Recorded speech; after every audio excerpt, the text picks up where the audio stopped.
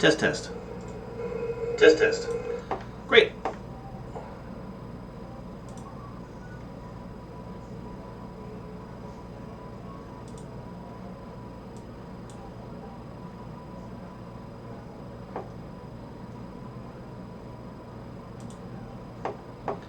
All right, 2 seconds.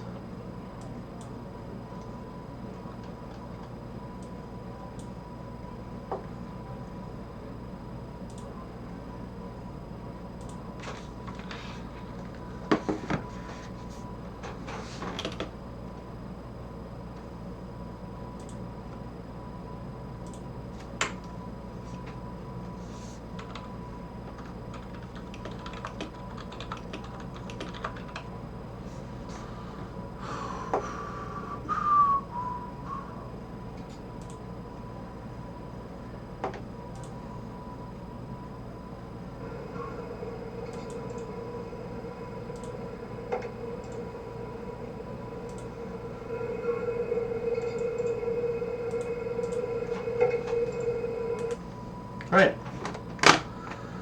Got everything that we need.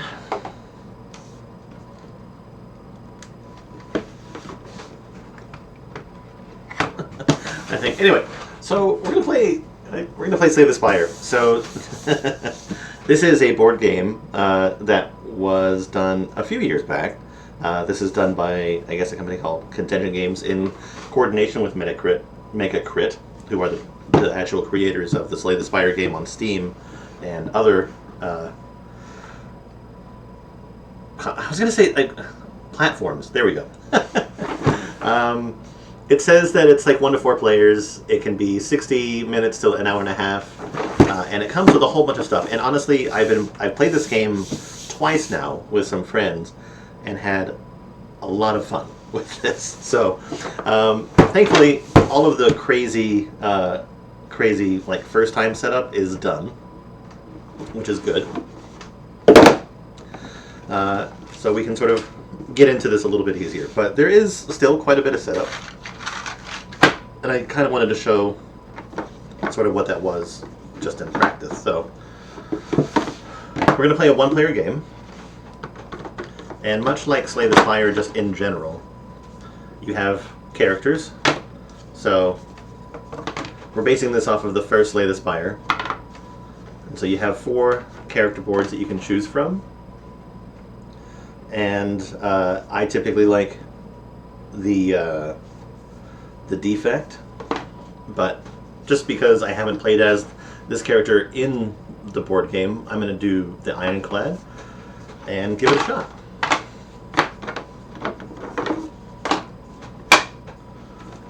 I will say this game is really well made. I cannot say enough about like how like well this game was put together. The fact that like like even this as like a little separator thing for all the little bits and bobs is great. Yeah, Slay the Spire is peak. I was even playing the second one today before I was playing this. So the game actually comes with a super nice separator system. And there's even unlocks and things for ascension. So yeah, there's a lot of cool stuff in this. So I said that we're playing as the Ironclad, so we need things that are related to the Ironclad. So let's get this set up. I'll have to figure out like which way is the best way to view this on the camera.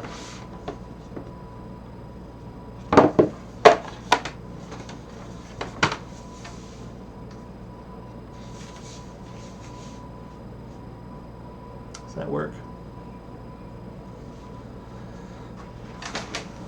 When I want to, if I need to, I'll bring things like up closer to the camera. Like for instance, here's the actual player board. Track your energy, track your block, track your HP, and if there's any special things that your character does, it's all listed here. The other side actually gives you like a little art piece of the character as well as just the little blurb for them that you find in the game. The Act 1 board here is set up to allow you to randomize certain aspects of the map. There's also 2 variations of it, so you can choose which way you actually want to start. So I'm going to choose this side. And this here is the shop board, so if I actually do land on a shop, I have rules, and this is actually even like a little quick start thing too. There are rules here, and then here's your shop board. You even have like a sales spot where it even discounts things. It talks about like removing a card and all that other sort of fun stuff. This game basically uses a lot of the same things. It just sort of like is tweaked to match like an actual card game. Like, you know, you have your hit, you have your block, you have your strength, which just does 1+ damage, and then like the vulnerability does 2 times damage for the very next attack, and all that sort of stuff. There is a little bit of setup, obviously. There's a few things that we need. So I'm going to get those ready.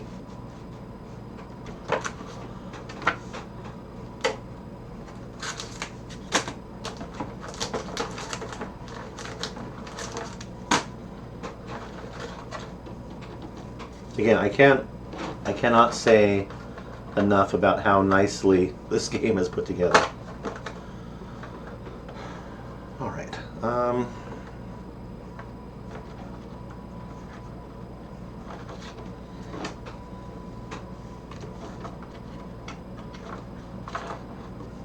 So everything is set up basically related to the specific act that I am currently on. So we've got like our Act 1 creatures, which we'll have to actually shuffle. I need to shuffle a lot of this. That's the biggest part of the setup here. I had my friends help me put this put this all back together again when we were all done playing, but still, some work is needed.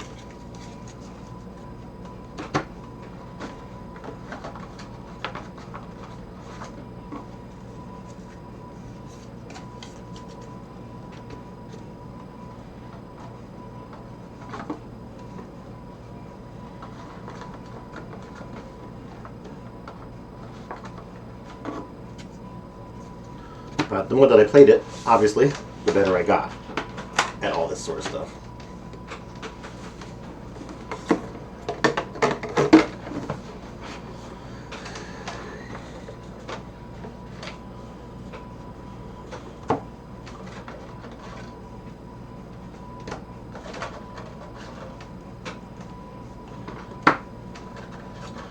And seeing as I have not played it solo, I gotta play with a new aspect, which is the solo stuff.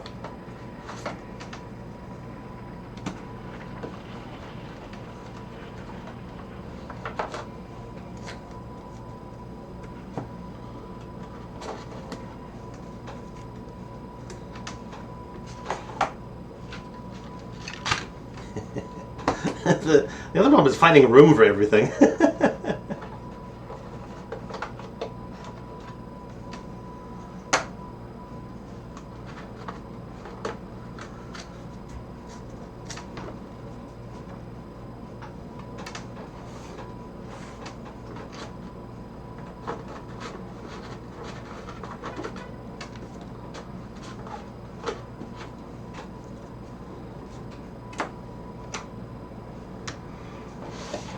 Be able to slide that out of the way for a little bit.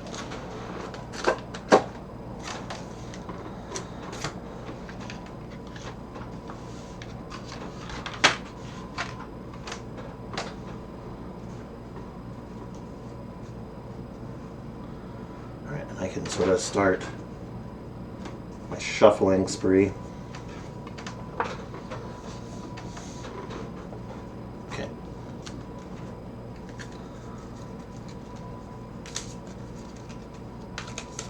I don't specifically need to shuffle these because usually a card's going to tell us like which I get, But there are curses in this game just the same as there are like status effects and everything. And there are some things that say take a random curse, so I'm still going to shuffle them just in case. These are treasures, which are basically your relics that you find in the normal game. There are these little small, tiny cards, so they're not as easy to shuffle, I think, as other things, but I think that's fine. We'll work something out.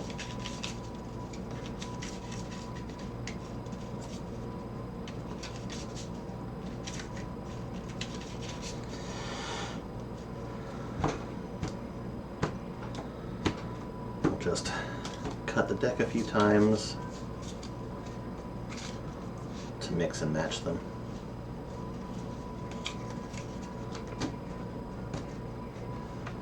And it will be treasures. There are also potions too.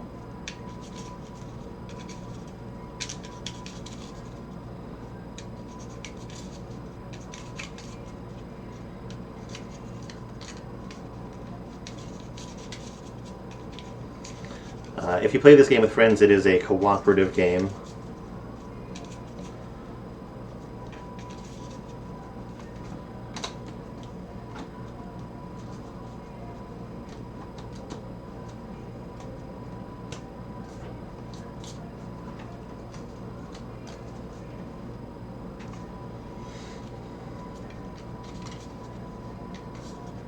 These are boss relics.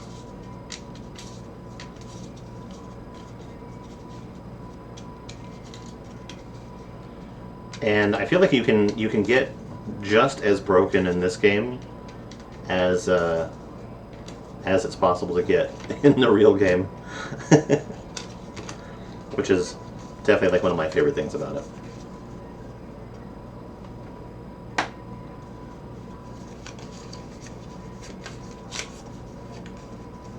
Wait, what does that have a dice on it specifically? Okay, we're going to learn about these solo relics. Okay. These here are event cards, so just the same as in Slay the Spire, there are events that happen when you hit the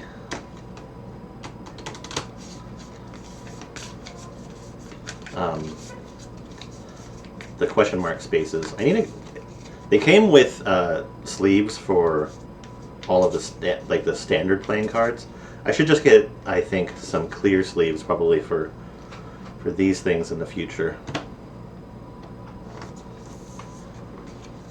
Just help protect them.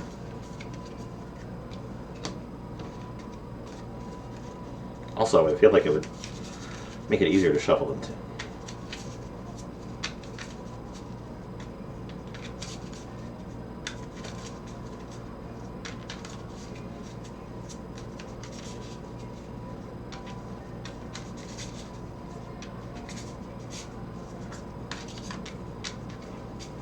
Hello.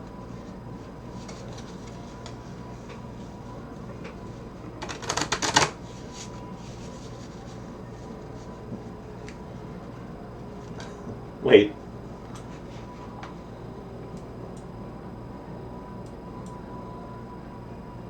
Like, do I have Pokemon?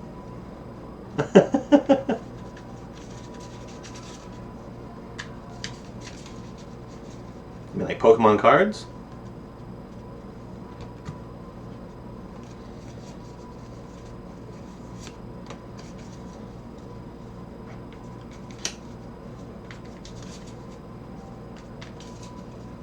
Yeah.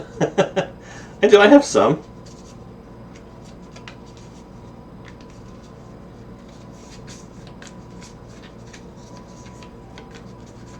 I definitely don't have as much as I used to.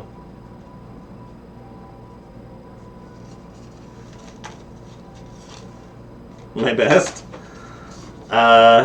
If I was to say my best, I have somebody gifted me a like one of the original Charizard cards, like the holographic, but it's Japanese and I have it in a frame. So that's like my best one, I think.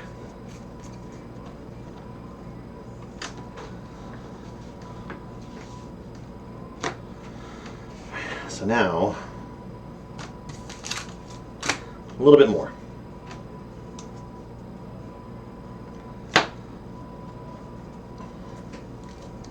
You have a shiny Mewtwo? There you go. I have that Pokemon Pocket TCG game. I don't pay any money on it because I don't suggest that anyone pays any money for that stuff, but that's where I collect the cards now. I definitely like getting the shiny cards there.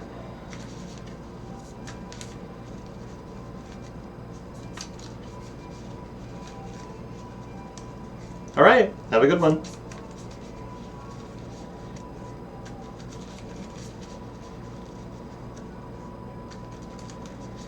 Okay, what I'm shuffling here are reward cards. There's two different types of reward cards available. There are your standard regular rewards, and then there are the rare reward cards, which are the super fun shiny ones, obviously, but they're harder to obtain. We're almost done shuffling.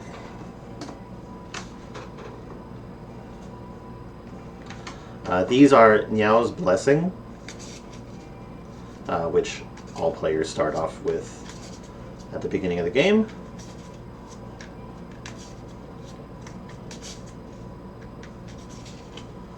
So what we need to do is we need to determine our map route and pick our blessing and get our bad guy. Right. So they give us these little cubes for all the tracker things. So you start with max health, 3 energy, and 0 block. You also do have like your starter cards. So just the same as in regular Slay the Spire. It's defends and strikes, a bash, and is that it? Is that what you get? Yeah, just those. So you start off with a deck of 10 cards.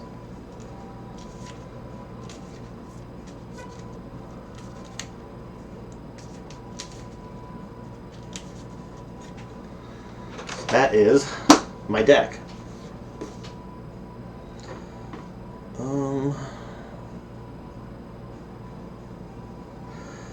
Card rewards can be skipped just the same as everything else. So the thing that I need to learn about is playing solo. And what I do if I play solo.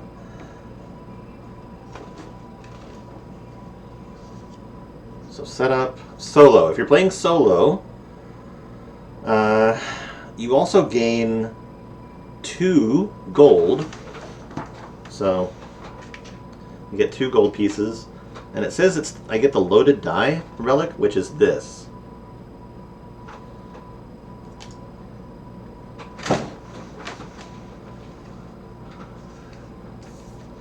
So this relic here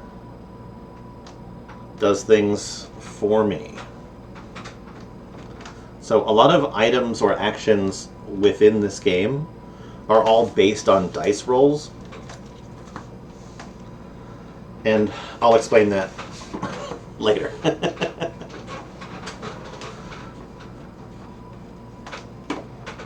Okay, let's set up the board.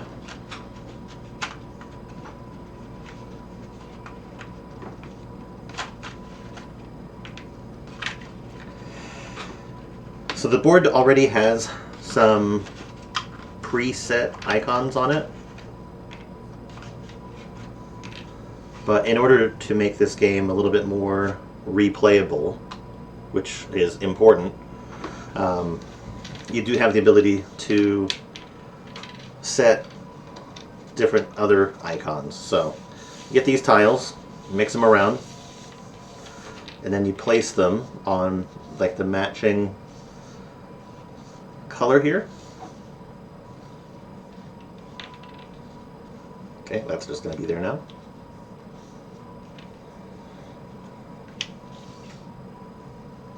And I have one more spot. And you flip them over, and that reveals what that spot's going to be.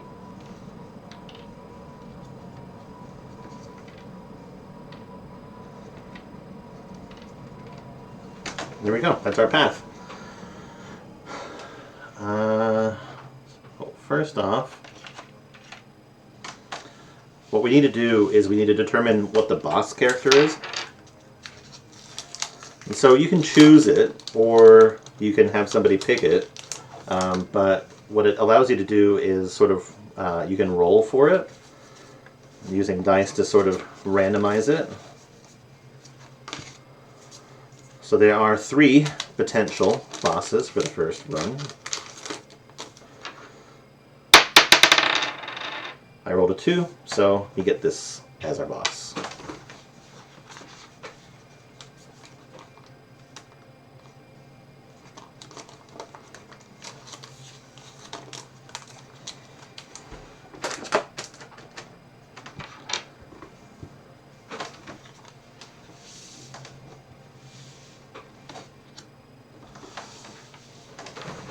Okay.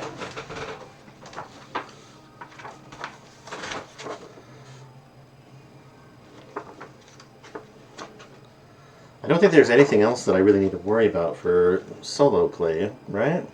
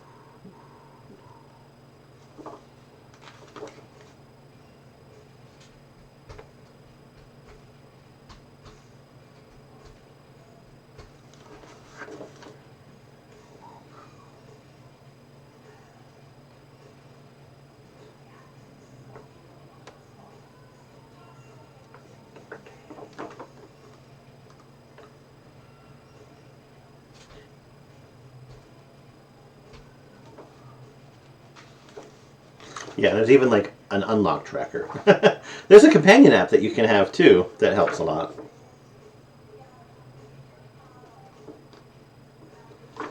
Alright, I don't see anything else that really affects the solo play. The only thing that I don't know about is these guys here. That's what I'm trying to find out about. 1 solo relic, 4 prismatic shards. I need to know about the prismatic shard. Are these all the same? They are all the same.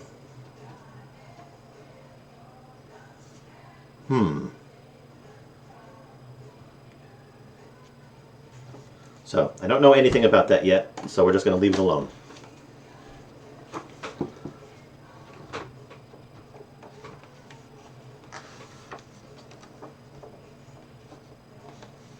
Oh, did I get the boss health board?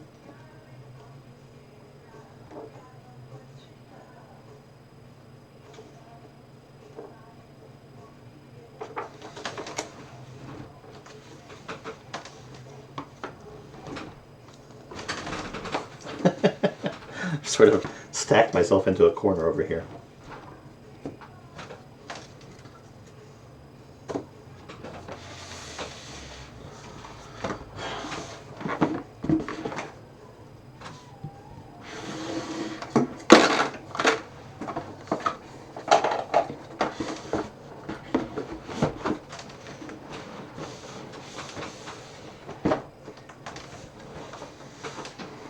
Okay.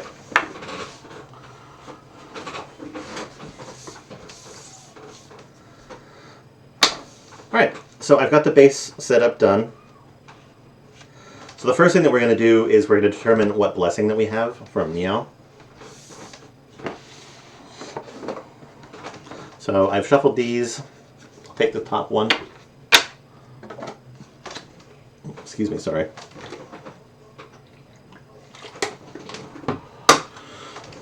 Take the top one and it says, choose. So the way that this works is that you get automatically the icon at the top, and then you get to pick from one of the options down below.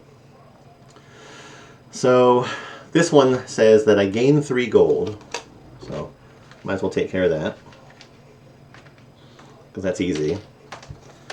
And then this icon here is a card reward. And so the way that card rewards work is that from your standard card reward pile, you pick 3 cards, and you choose which one you would like to have.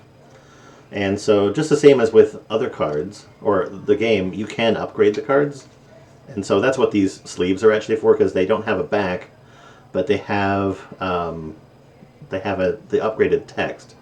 So a lot of the times I pick a card that's based on like its cost and also like what its upgrade is going to be.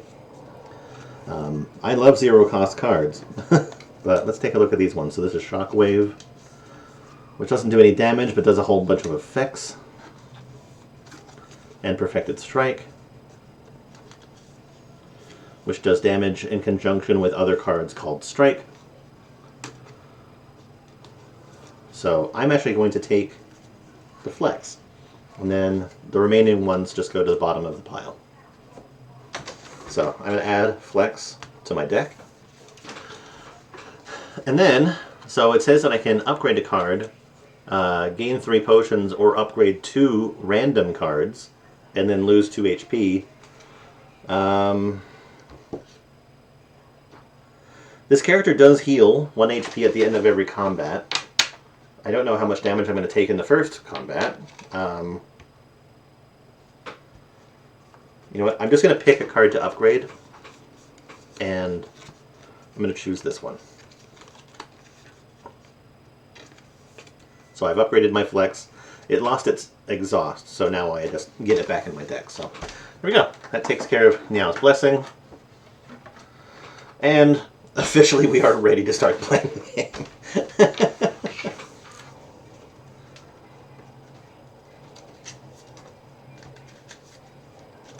So I'm gonna go ahead and just shuffle my deck real quick.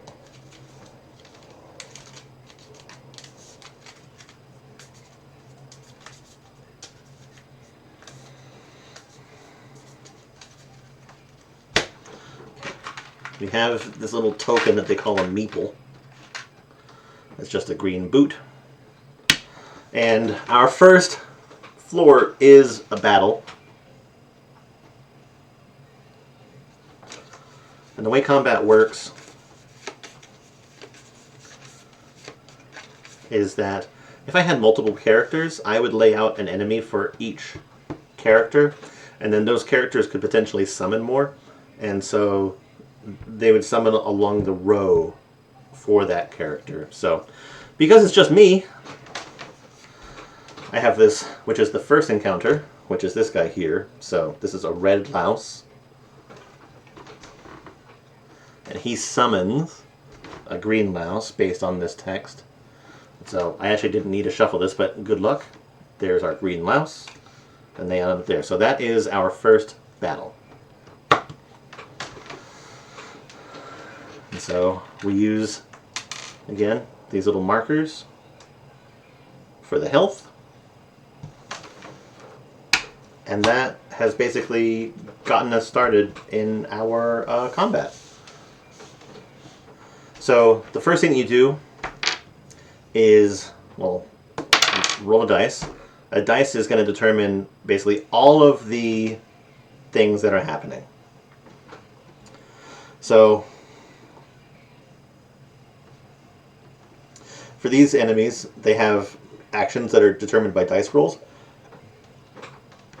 If it was on a 1 or a 2 for this guy, they would get stronger.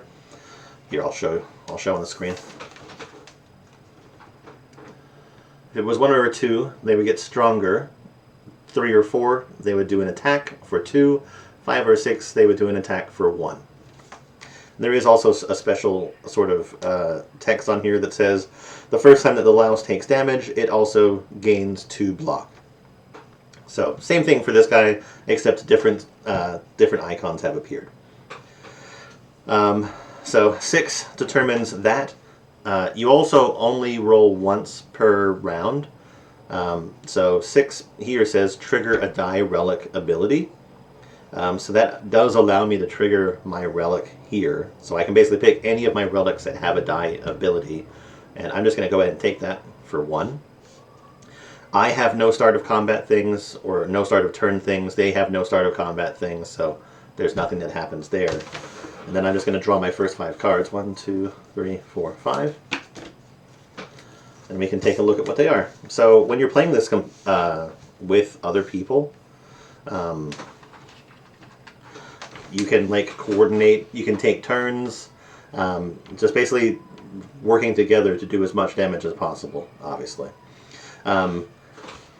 Creatures in this row can only attack the player that is in that row, but any character can attack any creature. So if they were there with another player, I could attack that one, or I could even attack one over here. It doesn't matter. They can only attack me. I did actually find out that there's cards in this that allow us to like swap places with other characters, so that might even be beneficial for other characters and playstyles. So yeah. All right. So start off with our 3 energy. I drew my flex, which is great. So I'll gain 1 strength by playing this. And then I'm guaranteed to take 3 damage at the end of this round unless I can kill something. I don't have the ability to kill anything. So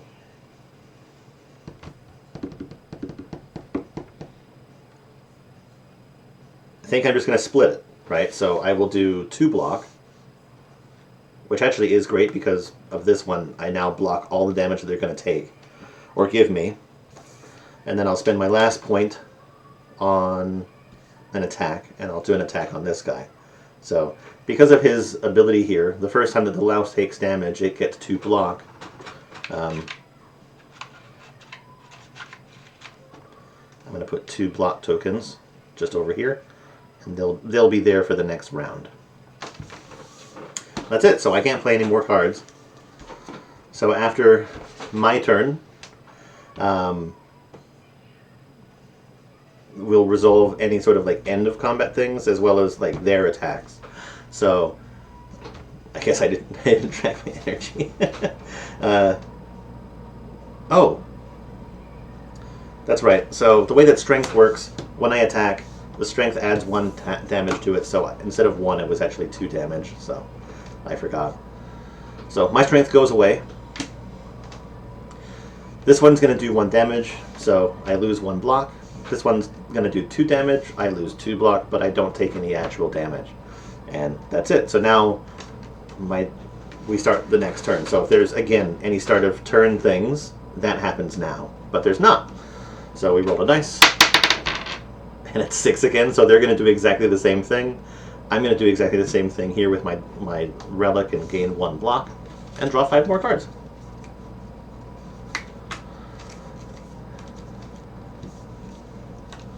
Alright, this is an attack turn. Reset my energy.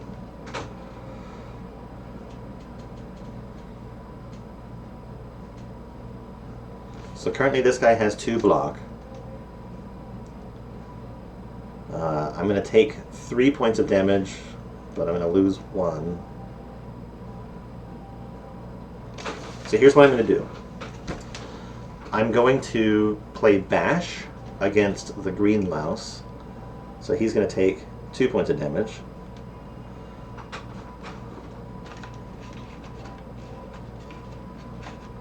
They're also going to gain 2 points of shielding. And they also gain a vulnerable, which will double the next attack that goes against it. And then that leaves me with 1 energy point left, which I'll spend on a defend.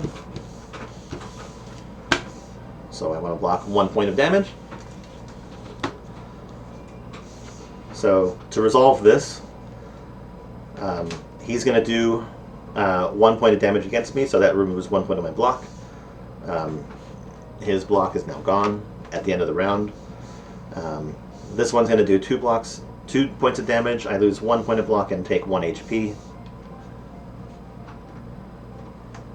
And that's it. So next round, I rolled a 1, so that's finally something different. This one wants to get stronger, but it's not going to attack me. This one's going to try to attack me for 1 point of damage. So, draw a card. No cards left. We shuffle our deck again. Or shuffle our discard pile.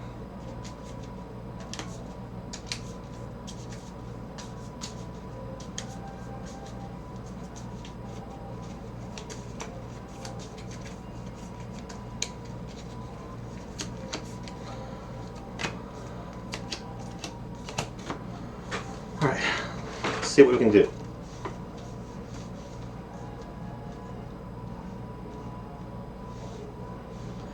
I kind of want to focus on the one that is actually going to do damage to me. So currently this one wants to hit me for 1. It's vulnerable, but it has block. So what I can do is I can play Flex and give myself 1 strength point. And I have Bash, which normally does 2 damage, but because of this it does double damage. So, and this 2 also becomes a 3 because of my strength, so this is 6 damage. I've managed to get through the block and kill this dude. So, they are dead. So we can turn them upside down. And then this one just needs 1 point of damage, so I can hit it with a strike. And it's dead. There we go. So that's it. Combat over. And the cool thing is that because this is the Ironclad, just the same as in the game, they heal at the end of combat. But in this game, it's only 1 point rather than 6, I think it is, or 3. But they heal. So to resolve combat rewards, on the top right-hand corner, it does track rewards. So for beating this boss or character, I get 1 point of gold, and I get a card reward.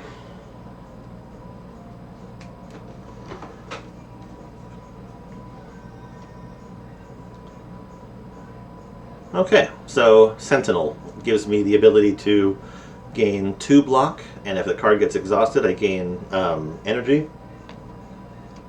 I got Clothesline. I have Rage.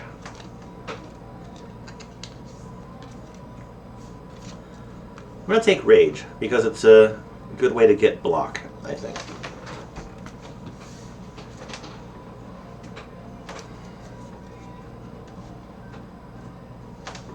Okay, and this just goes to the bottom of the pile. Alright, now I can actually decide where I want to go. I think I want to go this way. To shop, go to a treasure, and then just go up here, maybe? Okay, we'll figure it out. So I move over here, it's an event space, so I get an event card, just like this. So this says Living Wall. The faces materialize from the wall and speak. Forget what you know, I'll let you go. I require a change to see a new space. If you want to pass me, then you must grow. So I get to either remove a card, transform a card, or upgrade a card. And only one of them. So if I was to be honest, I'd like to remove a card, but I think I want to upgrade a card. Because this becomes free. So I'm going to go ahead and upgrade that Rage that I just got. Okay, then we move up. It's another event. This event says Bonfire Spirits. You happen upon a group of spirits dancing around a large bonfire. As you approach, they turn to you expectantly. So you can offer, so to remove a card, basically. If it's an uncommon card, you heal by 3. If it's rare, you heal to full HP. If it's a curse, you lose 1 HP.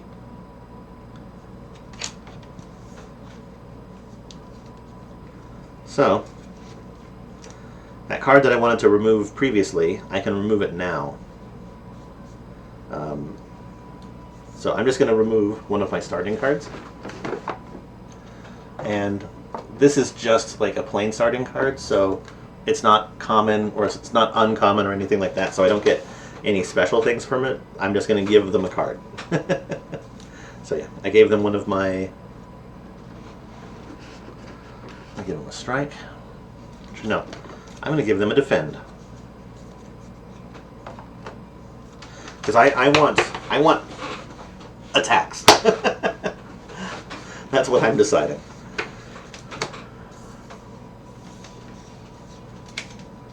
Okay. Move on. It's another encounter, so you draw a thing, and it's a cultist, and it says that it summons a spike slime.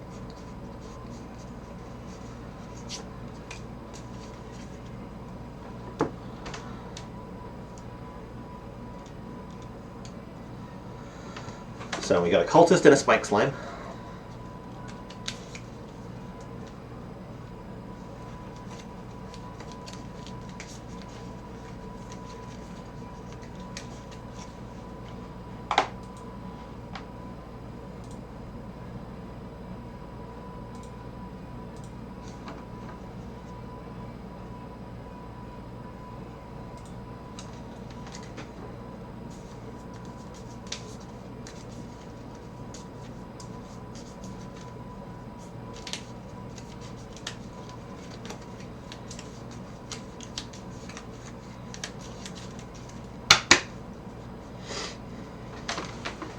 Okay, so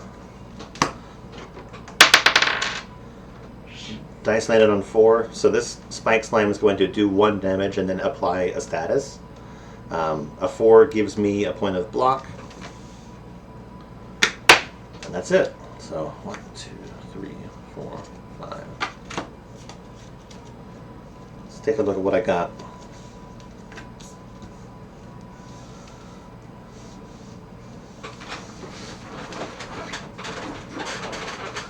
So guaranteed, this guy is going to attack and get stronger. So I'm going to potentially take 2 points of damage. I'm already blocking 1. Let's see what I can do to negate it. So I've got my flex, which lets me get strong. For this turn,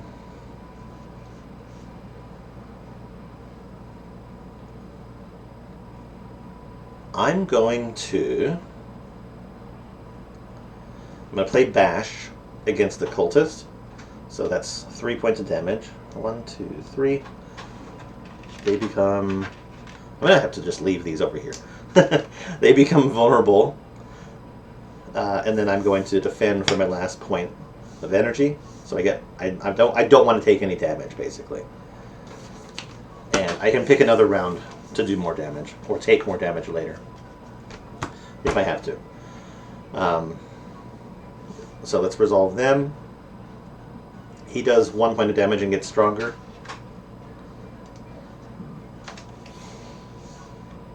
They're going to do 1 point of damage, which I block, and give me a status. So there's these status cards here, which it's a daze, basically. I have to put it on top of my deck, and it's unplayable and ethereal. So it's basically just a wasted card slot.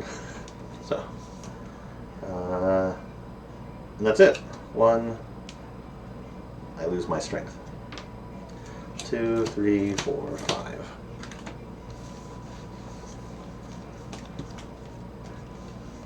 So I'm just going to consider this gone. Got 3 strikes. And 1 defend. Oh, I didn't roll the dice. It's 1, so nothing happens for me. This one, and it acts last. Like, guaranteed this one is last. Okay. So he's vulnerable. So my next attack is going to do double damage to him. So if I play a strike against him, so I'll spend 1 energy, do a strike. That's 2 points of damage. No longer vulnerable.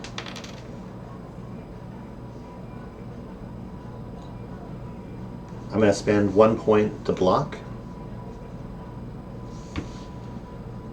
And then I'm just going to attack the bird again. And that's all I can do currently. So if I resolve their stuff now, he has a strength token. So he's going to attack me for 2. I can block 1, so I'll take 1 damage. And then he also gets stronger. This one here does 1 point of damage and then applies a vulnerable on me. So the next attack that happens against me will be double damage. Damn. Sucks. Okay. So end of round. That's that. So we roll a dice. It's a 5. So he's going to do 2 damage. I get 1 point of block. And let's draw cards. So here's 2.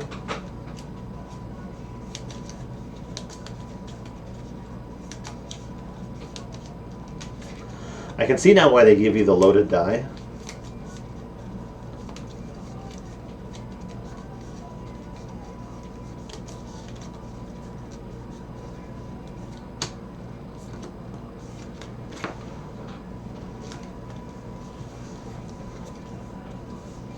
This would be a really good turn for Rage to show up, which it did.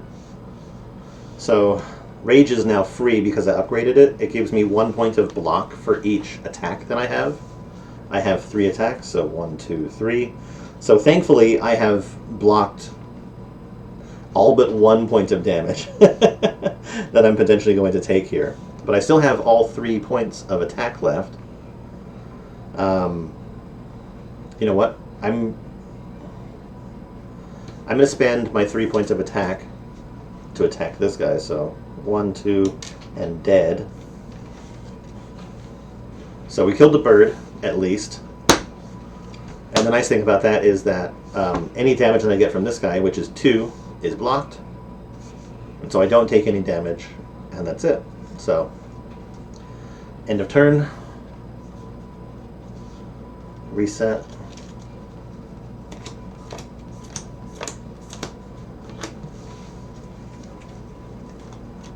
Let's see if we can kill this dude.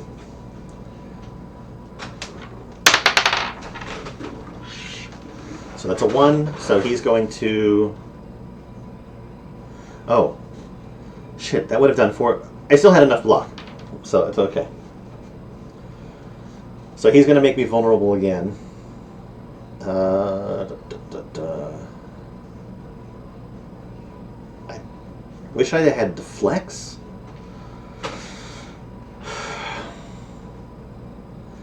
I'm going to spend 2 points and do Bash.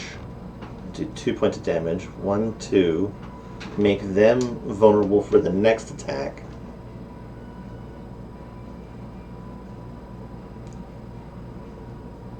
You know what? I'm going to then spend a point of defense and get 1 point of block.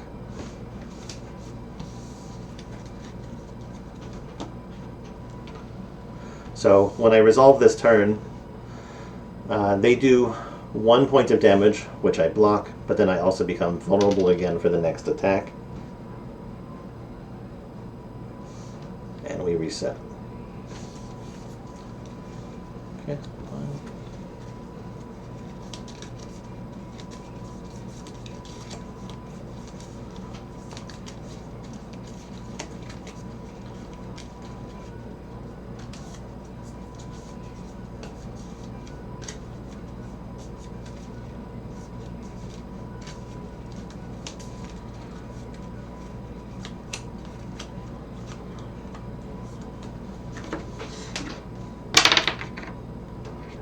Six, so it's going to do 2, and I'm going to give myself a point of block for my loaded dice. I have to just do 3 points of damage. So if I flex, that makes me stronger, and then I can bash and I can kill this slime. Okay, great.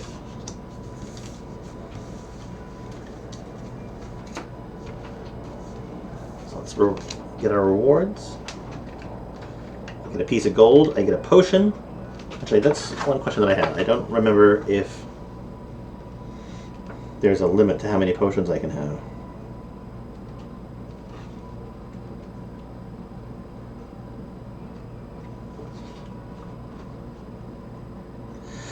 Three.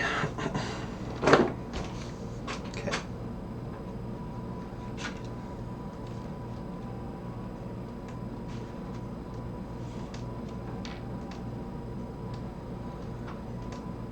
Alright, so draw a potion. This is a skill potion. It says the next skill that I play this turn is played twice. And I get a card reward.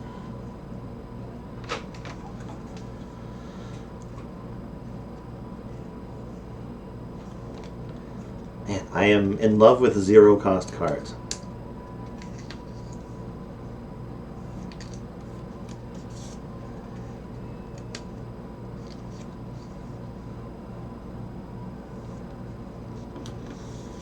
So I'm going to take this Anger, which is zero cost.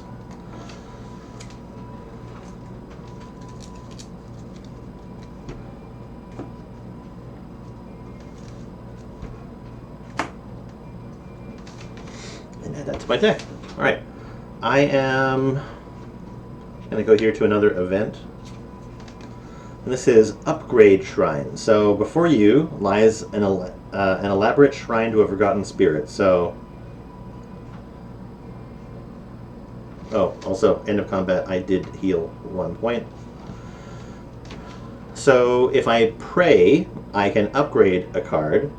If I sacrifice, I can upgrade 2 random cards and lose 2 HP. I don't think that I have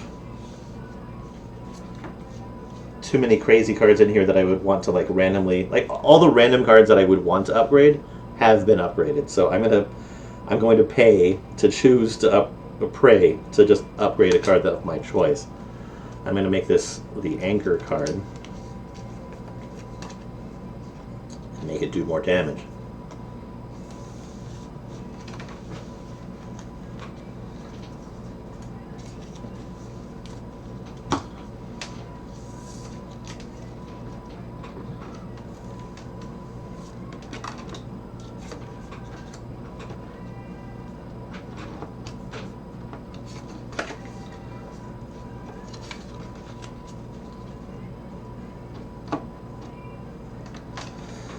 Okay.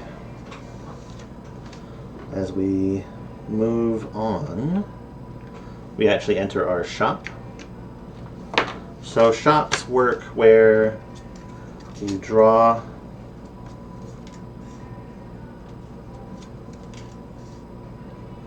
You draw 3 of the treasures, and you draw 3 potions. So, board ends up looking like this. And you also draw 3 reward cards.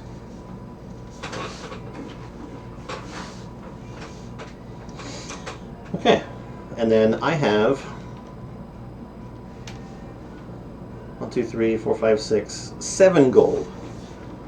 So I can choose to do anything that I want with the things that I have here, as long as I have the money. So I can pay to remove a card, which I kind of want to do, but then there's also this blood vial, which I could get, which heals me 1 HP at the beginning of combat. But then there's also these cards here.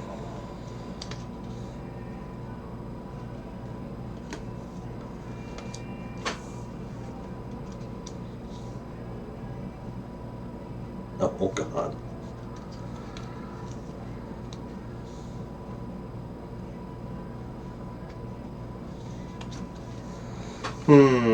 My choice is actually between Body Slam and Cleave.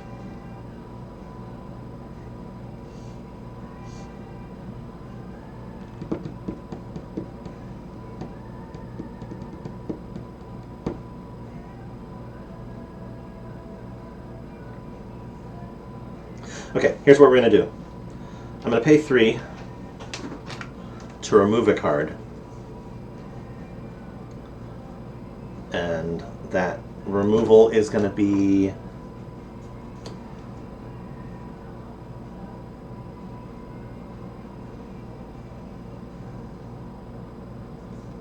It's going to be a strike. And then... I don't have enough money for any of this stuff. I could buy a potion, but I don't really need the potions. I think instead what I want to do is take these 2 cards. So, these are Gray Banner, which just cost 2 each. So I'm going to pay the last 4 gold that I have to take those. And then this one just goes on the bottom.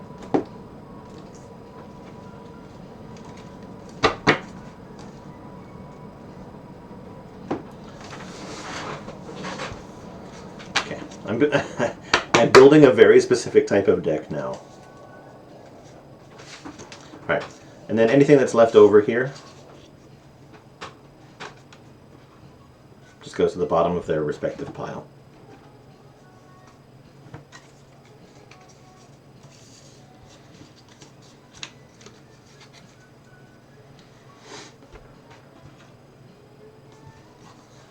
That's it. That's a shot. Okay, so I'm going to move on to a treasure space, and for treasure spaces...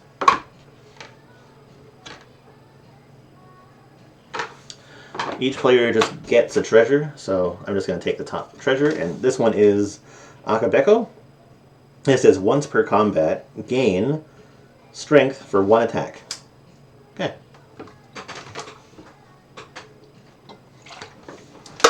So once per combat, I can just be like, okay, this 1 attack is stronger. Right. Next.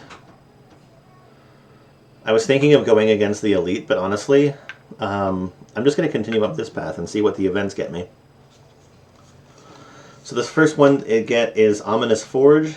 Inside is a small hut. You find a forge. The tools are covered with dust, yet the fire roars in the furnace. So I can rummage, and I gain a treasure, but I roll the dice, and with a chance to gain a curse, or I upgrade a card and lose 2 HP.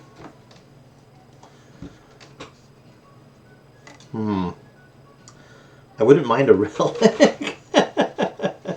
Alright, I'm gonna go for a relic. I'm gonna try to get a relic, but there is a potential that I get a curse, so I roll a 6. I do not get a curse, so I get to take a relic. The relic is Nilri's Codex. So if it's a 2, I draw a card. If it's a 4, I can trigger a 2 ability, and its owner gets the effect. Okay, cool. So we're going to move up here to another event. And this is Wheel of Change. It's time to spin the wheel. Are you ready? Of course you are. So roll the die, and each player rolls separately, and it has a whole chance for what can happen. I roll a 3, which allows me to remove a card, which is great. I love that for me.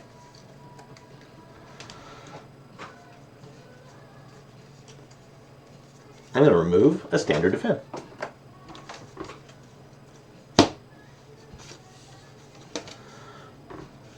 Okay, move up here to another event. And this one is Wing Statue. You notice an intricate large blue statue resembling a wing. You find gold spilling from its cracks. Maybe there is more inside. So I can either pray to remove a card, but I lose 2 HP, or gather gold. In this case, I'm going to take the gold.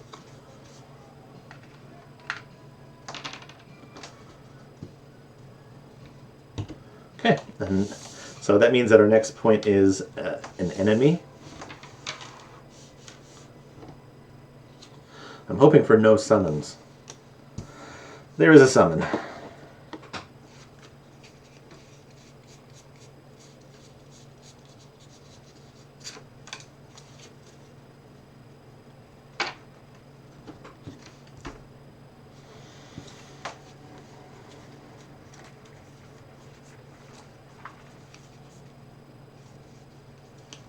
Why are some of these upside down?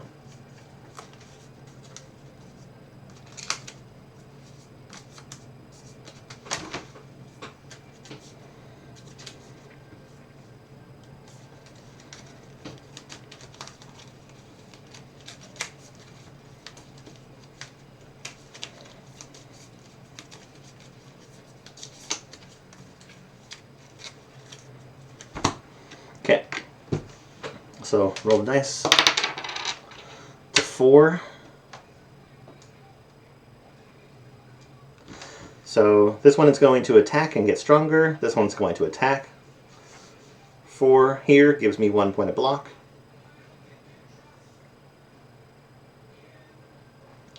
And that allows me to draw 1 extra card.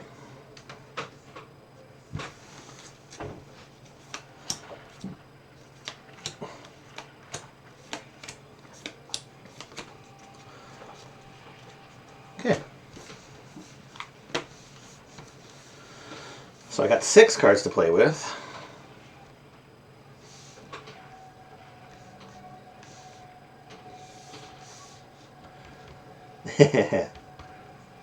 Okay.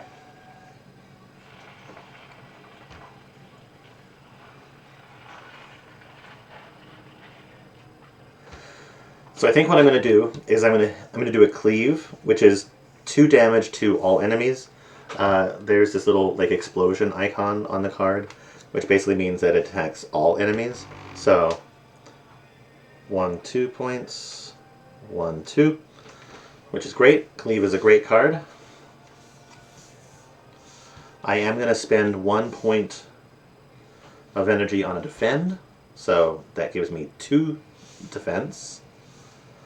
And then I wish this one was the upgraded one. I haven't been able to upgrade it yet, but I'm still going to play it. So it's X attack, where X is equal to my block, so I have 2 points of block. So if I play that, I get to do 2 damage. So 1, 2 to that final fungi beast. And that's all I can do for that turn. So if we resolve everything now, on the 4, this one does 1 point of damage, so I lose 1 block and it gets a point of strong. This one does 2 points of damage. So I lose 1 point of block and I take 1 HP. So there's that. And then we start our next turn. So 4, same thing is happening. I gain 1 point of block, and then it allows me to draw an extra card.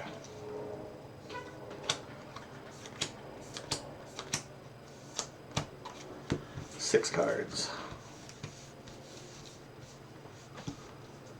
Okay, this is fantastic.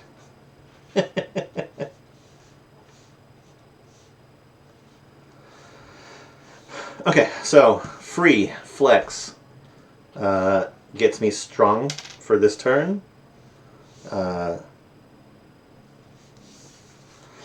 Anger is a cool card because not only is it free, it does 2 points of damage, and it just goes back to the top of my draw pile. So it's guaranteed that I'm going to get that the next turn that I play. Oh, wait. Before I play that, I play Rage, which is I gain block for each attack that I have. So I play Rage. I have 3 attacks, so 1, 2, 3. Then I play my Anger, which does 2 damage. Well, 3 damage. 1, 2, 3. And I still haven't spent any of my energy yet. And I've got 3 cards left. So honestly, I just spend 2 energy. I do an attack on each one of them. They both die. Even though they have on-death things where I would become vulnerable, it doesn't matter because the turn's over. So, that's it. That went well. And it's end of combat, so that means that I heal 1 point. And we resolve.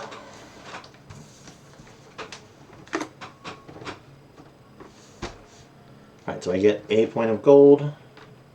I get potion.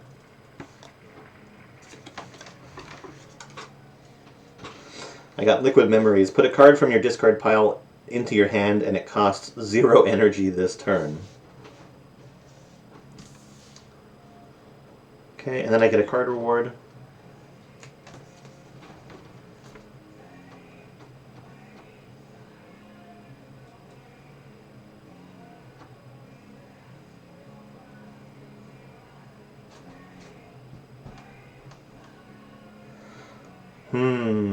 Heavy Blade is a really big attack, but it costs a lot.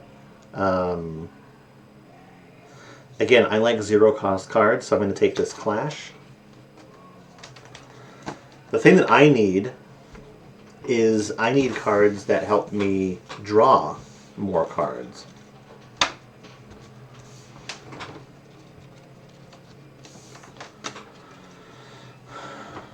Okay. So our next spot is a campfire. Campfire works just the same as in the regular game. You can either heal or you can upgrade a card. I'm going to choose to upgrade a card. And I'm going to choose Body Slam because Body Slam's upgrade is free.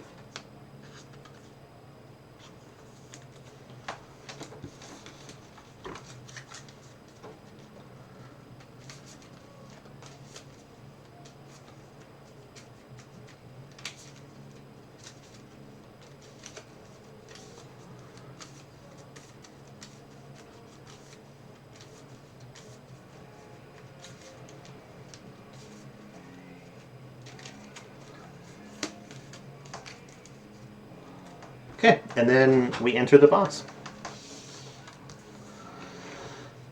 Alright, so the boss that we're fighting against is the Guardian.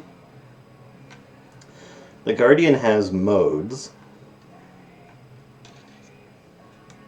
And it has 40 HP.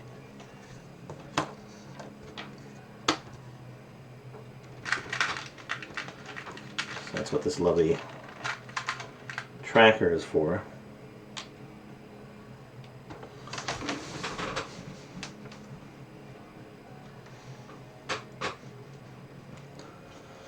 Okay, so start of combat. Nothing happens because this doesn't have a start of combat thing.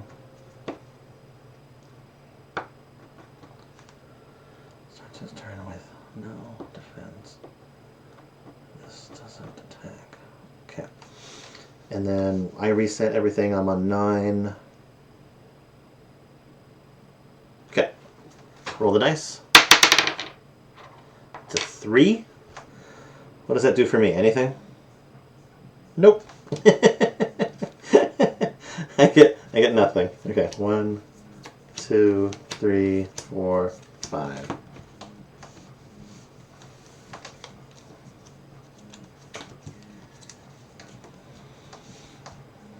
Okay.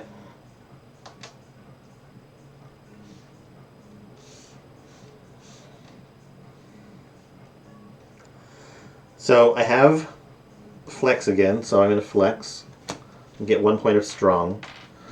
I have rage, which is 1 block for every attack in my hand.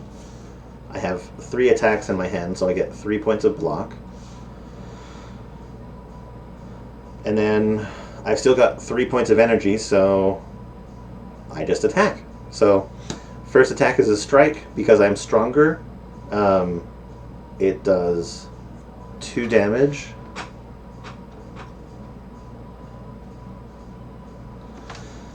And then I'll do another attack, which is, again, 2 damage.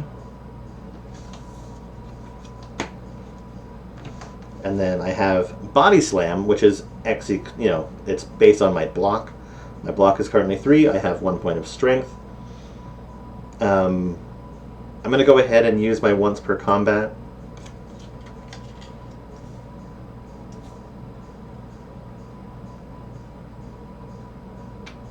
So I have 2 strength. So I'm going to add 2 points to this. So that does 5 damage. So 1, 2, 3, 4, 5. So there we go. Now, on its turn, when it resolves, it's going to do 2 points of damage, so I block that damage. But it also gains 5 block per character, or per player, so it's going to start its next turn with 5. And there we go. That was a 1, which again gets me nothing.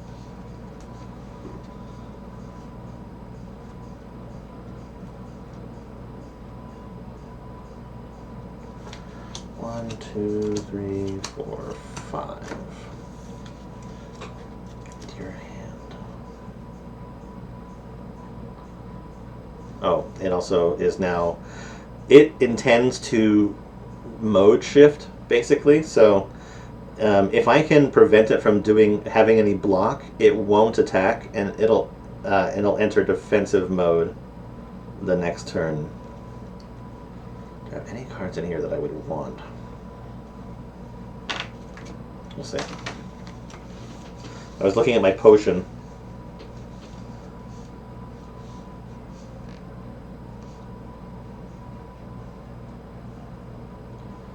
Okay. I at least have some ability to do damage this turn, so I'm going to take 2 points of block.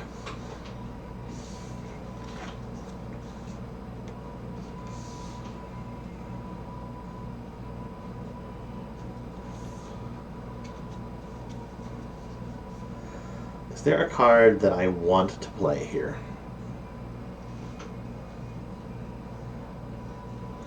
There's not only is there a card, but there's 2. I'm going to use this Liquid Memories potion to put a card from my discard pile into my hand.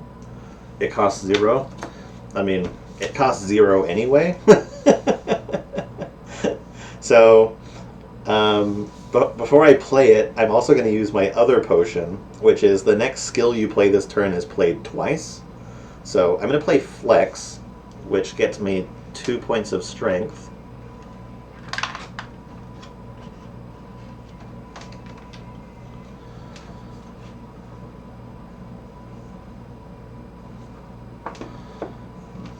Okay, so there's my potions gone.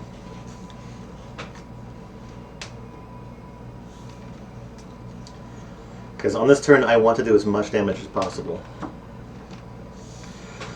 So each attack that I have is plus 2 damage. So if I play Clash, it can only be played if every card in my hand is an attack. It's 3, so it does 5 points of damage. So I remove its block, so now it's going to take just plain damage to itself. Then I will do Anger, which is 2 plus 2, so that's 4. 1,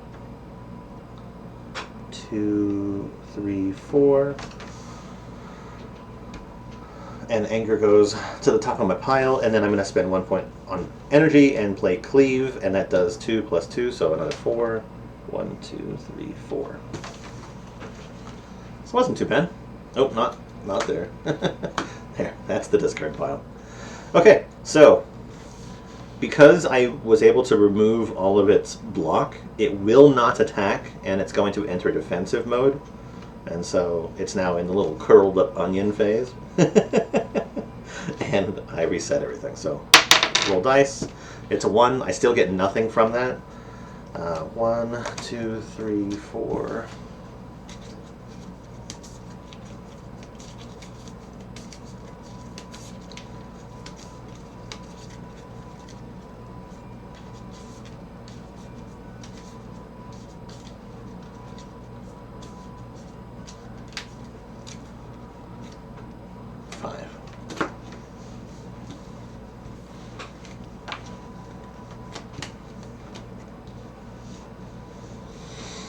Okay.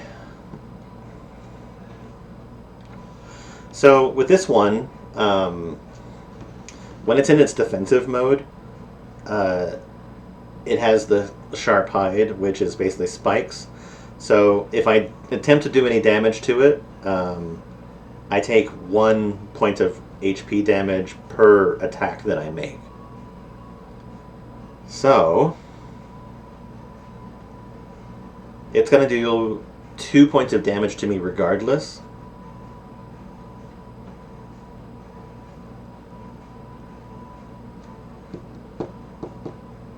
Do I want to hit it? That's the question. Do I want to actually hit it? I have 1 point of block and I have an anger, which is a 0 cost. But that would negate my block. So it's either I do 2 points of damage to it and take 2 points of damage myself, or take, yeah, or just take 1 point of damage. All right, I'm gonna block, and then I'm gonna play anger. I have no strength,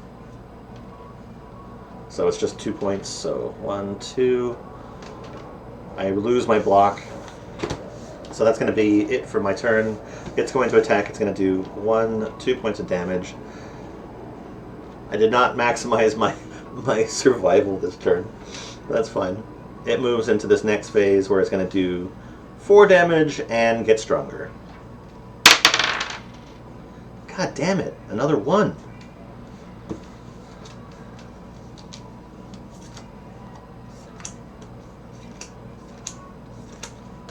I actually kind of rely on this to trigger for the extra block and potentially getting a no card.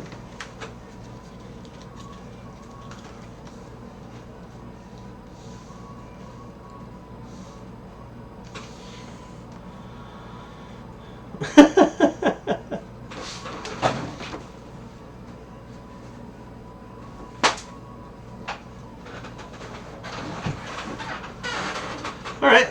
Well, this is not great. I'm going to block. I'm going to gain one point of block, and I'm not going to do anything.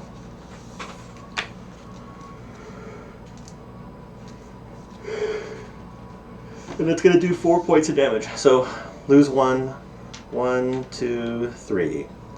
And then it gets 1 point of strong. So enters attack at the start of the next round, and it goes back into the previous mode.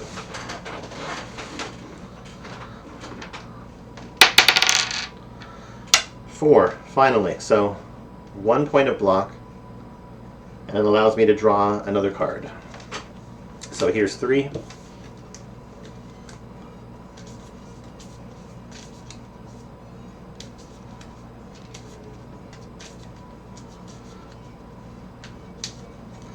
I realized that I played that anger card and did not put it on top of my deck. Granted, I wasn't attacking that turn, so it would have been shuffled in, so I think we're fine.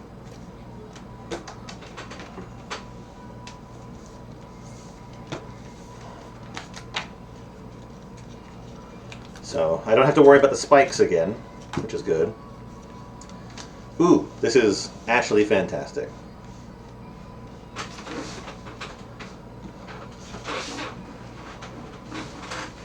I got Rage and Flex. So I'm going to play my Rage. No, sorry. I'm going to play my Flex to get myself a point of strength. I'm going to play Rage, which gives me 1 block for every attack, and I have 4 of them. 1, 2, 3, 4. So that puts me at 5 points of block. So if I play Body Slam, that is 5 plus 1, so 6 points of damage. 1, 2, 3, 4, 5, 6. And then I still have all 3 points of energy. So I got 1, 2, 3, 4, 5, 6, and 7 points of attack.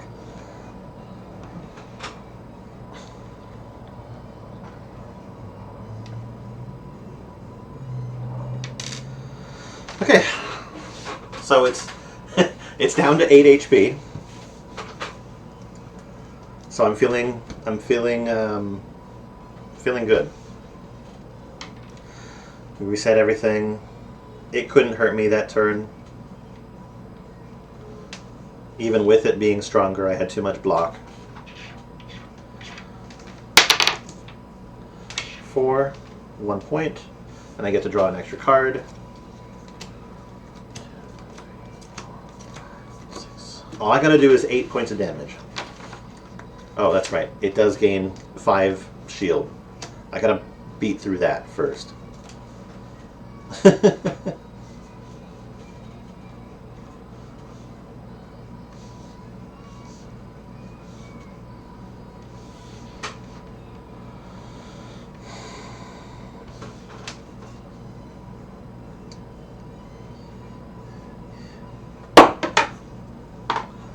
Let's see, does block affect...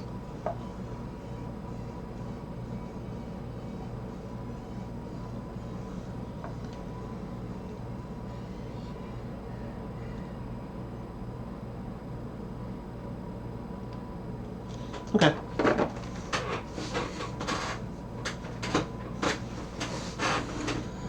So, let's maximize what I can do here. And I think that is get risky. I'm going to spend 2 points of energy to play Bash, which takes its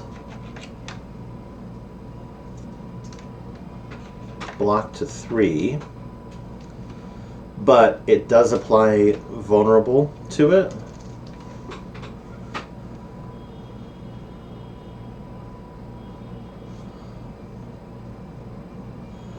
So vulnerable allows me to do double damage with my next attack. So if I play Clash, which is 3, that gives me 6 attack, and that's a free attack. So if I play that, I remove any block that it has. I do double damage, which is 6, but only 3 of it actually hits it. 1, 2, 3.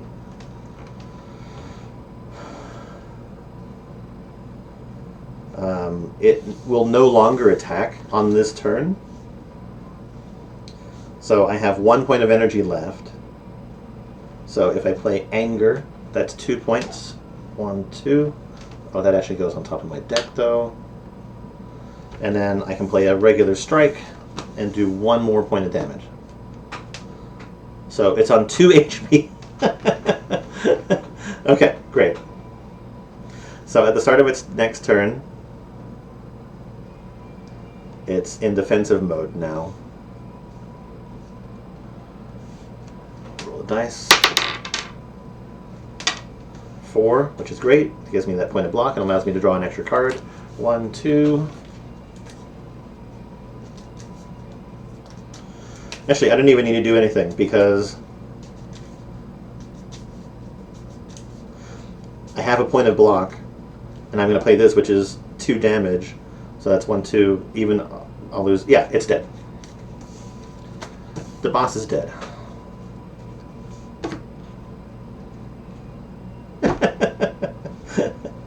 Alright, boss dead. Fun times were had by all. Okay. So there you go. We beat Act 1 boss. Now we can resolve like the actions here. So beating the boss gets me 3 gold. It gets me a rare card reward.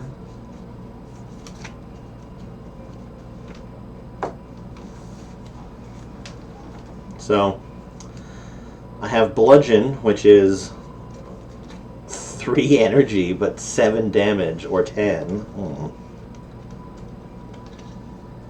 We have Feed,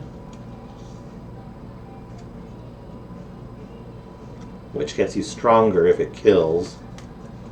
And we have Double Tap, which double plays your attack, and guess what? It upgrades to be free. So guess which card we're taking.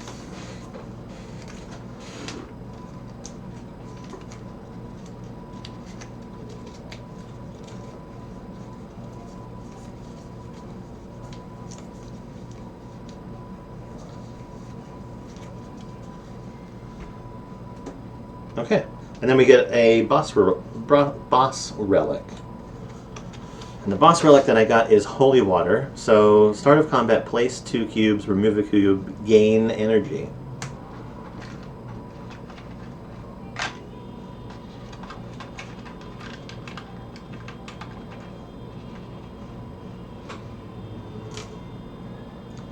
So it's just a pool of free energy that I have if I ever need it.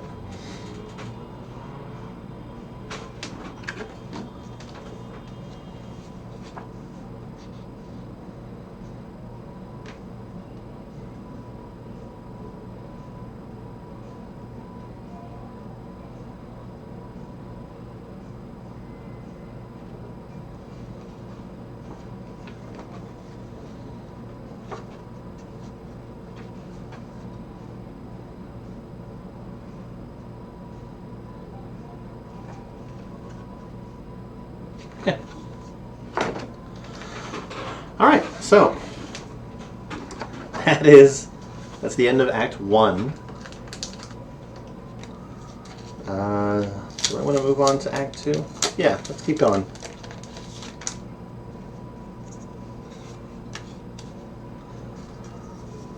So we're going to roll a dice for the boss. Number 5.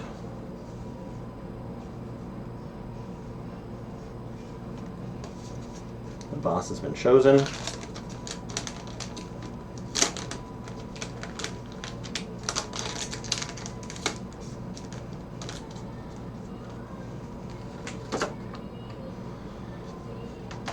Okay, we have to change a few things.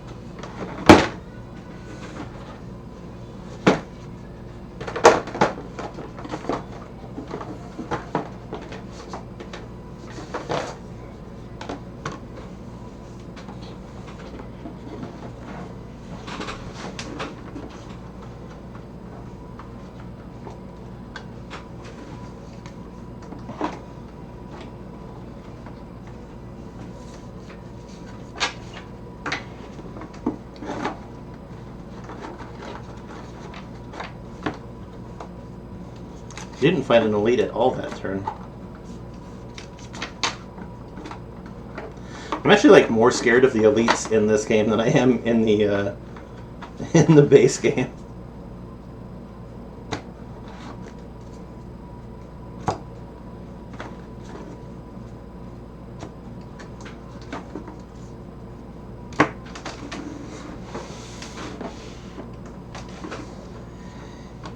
Okay, we don't have to summon or shuffle the summons, but we do have to shuffle the encounter deck.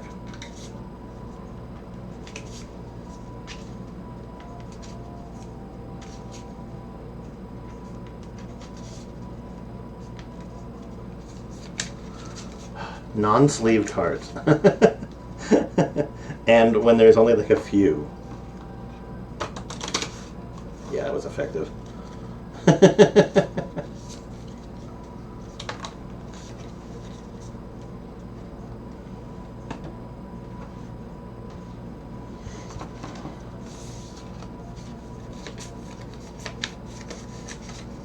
Yeah, I'll definitely get some sleeves for these.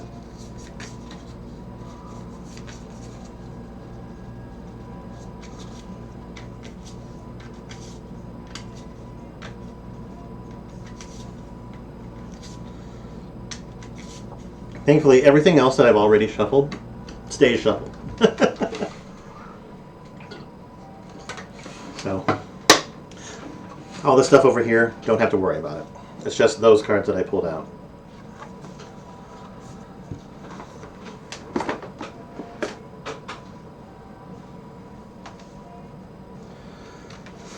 This next board that I'm pulling out is both Act 2 and Act 3. And same thing as previously.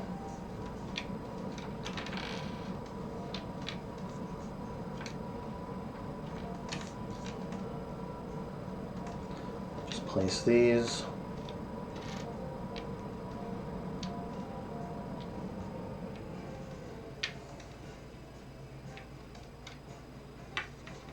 And turn them over.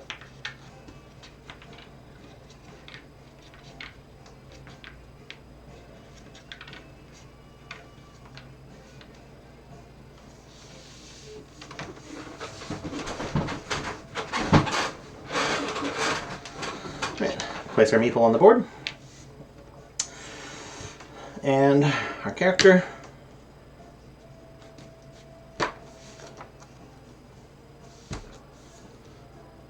Oh, that's right. Gotta place our boss up there too. So this is our boss.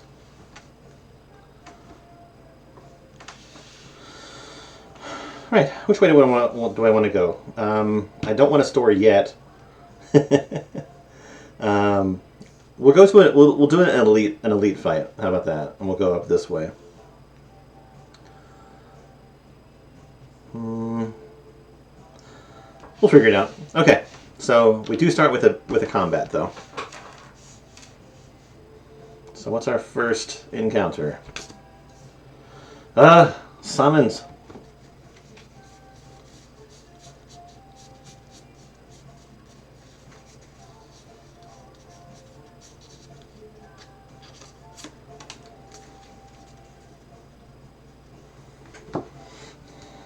Okay, so these are muggers.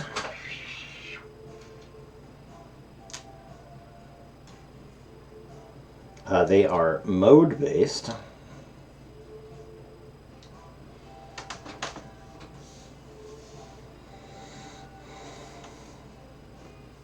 Okay, roll dice. That is a 3. What does a 3 get me? Nothing. Okay. They have. Oh, I do automatically reset with the new act on health. No start of combat things for anybody.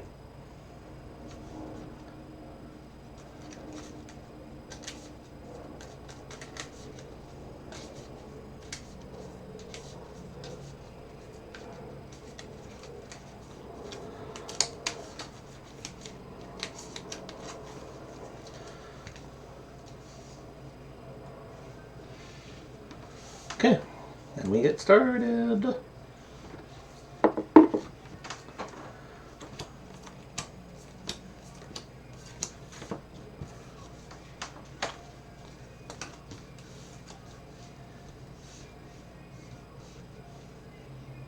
Okay, everything I have here costs energy.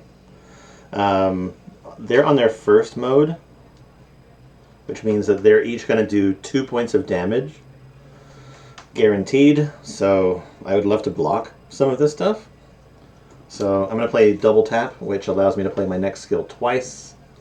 Or no, this is my next attack. Damn it. It's still not bad. Yeah, I really have no choice. So I'm going to double tap. Next attack is played twice. I'm going to play Cleave, which does 2 attack to all enemies, so each enemy gets 4 points of damage. 1, 2, 3, 4. 1, 2, 3, 4. So that's at least a decent start. I have 1 point of energy left. I should probably block something. You know what?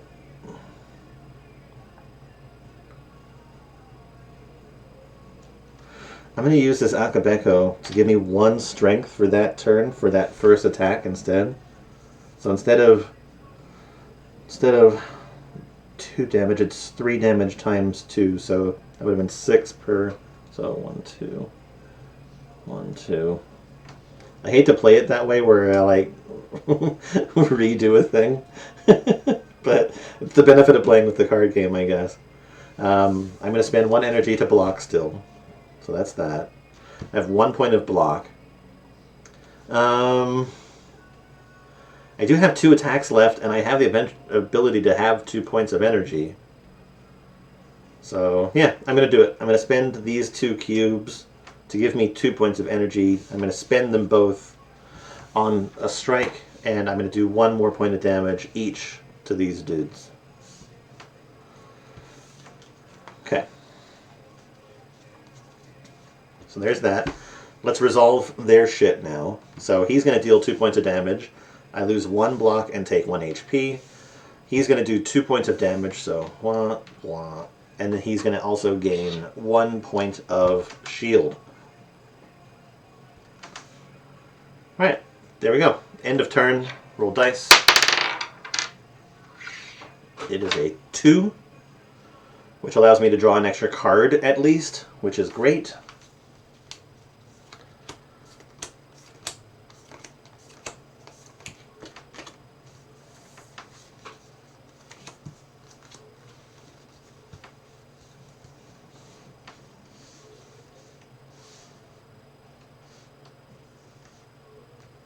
And they've moved on to their next mode. So they have the potential to do 5 points of damage to me in this turn. And 5 points of damage is a lot.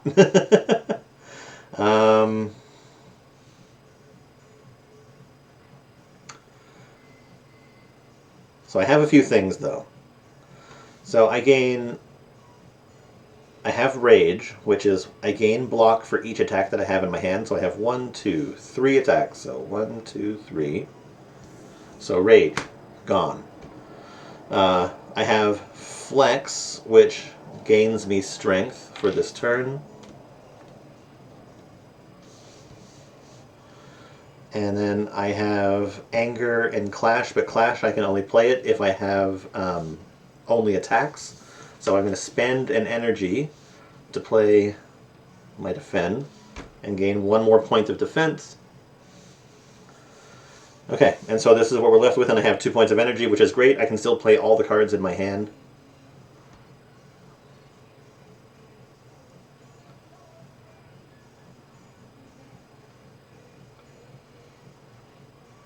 Okay, we can. This ends in death. So, if I play Clash, this is 4 points of damage.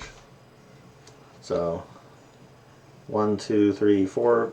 Looter is dead.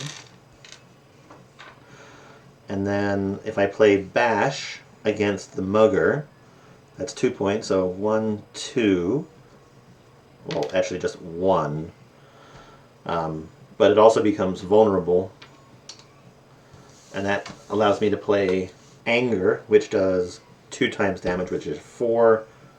But I add 1, so it's 5. So it is dead too. So Mugger is dead.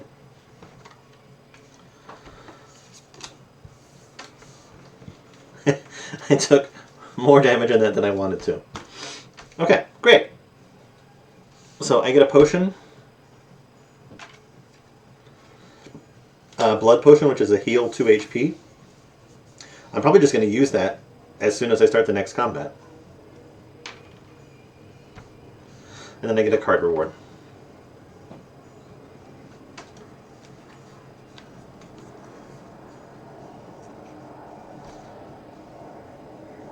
Okay, so I've been saying that I want things that allows me to draw cards.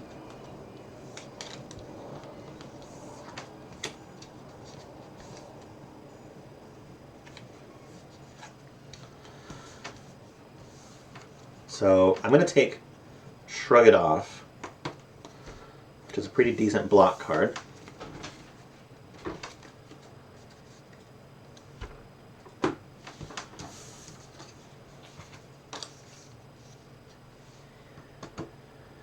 Oh, I do heal 1 HP at the end of combat.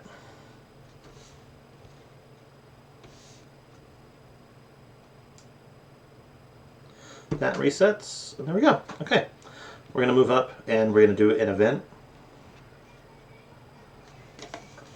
So the event is Colosseum. So you're knocked unconscious and awaken in the underbelly of a Colosseum. Do you want to warm up the crowd or be the main event? So the choice: fight a regular encounter or fight an elite. You know what? Fuck it. Let's fight an elite. Just hoping for no summons. No summons, but it's that Book of Stabbing thing. It has 30 HP.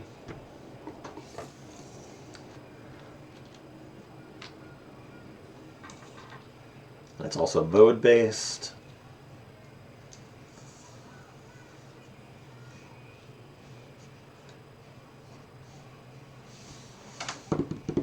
Okay.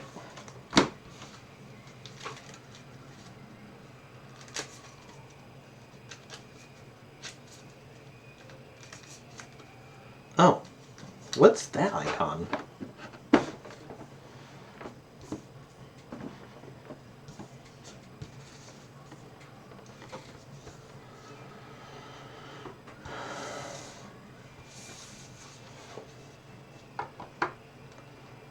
Oh, reveal 3 card rewards and upgrade it. Oh.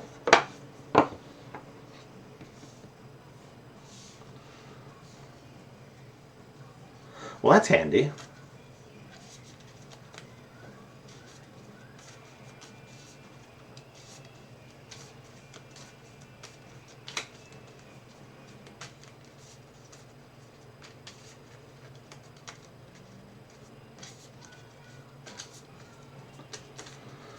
Okay, I'm going to use putting it off.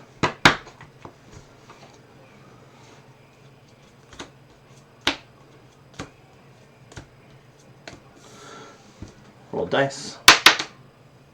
5, which is good, I think. 5 gives me a point of block. No, yeah, point of block. I'm going to go ahead and use this potion.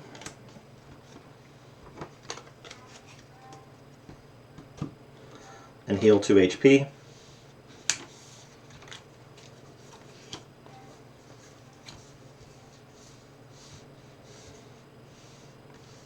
Okay. So, I would say this is a pretty good start. I have Rage, which is +1 block for every attack. I have 3 attacks. 1, 2, 3.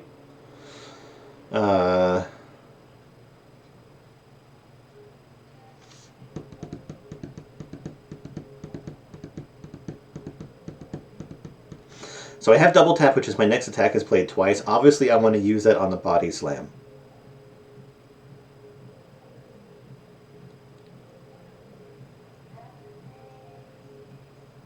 Okay. I'm going to play Anger. That goes on top and does 2 points of damage. I'm going to play Bash, which does another 2 points and makes them vulnerable.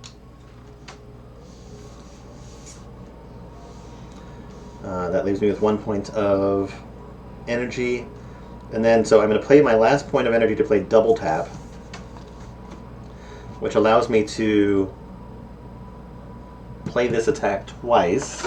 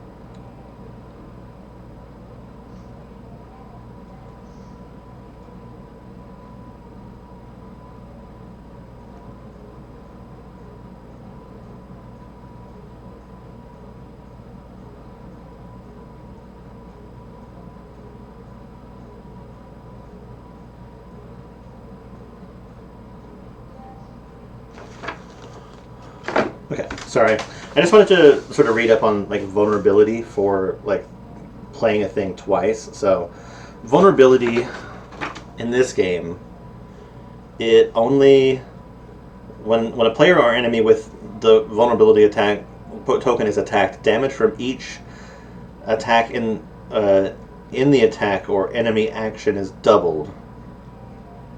and then the target loses it. So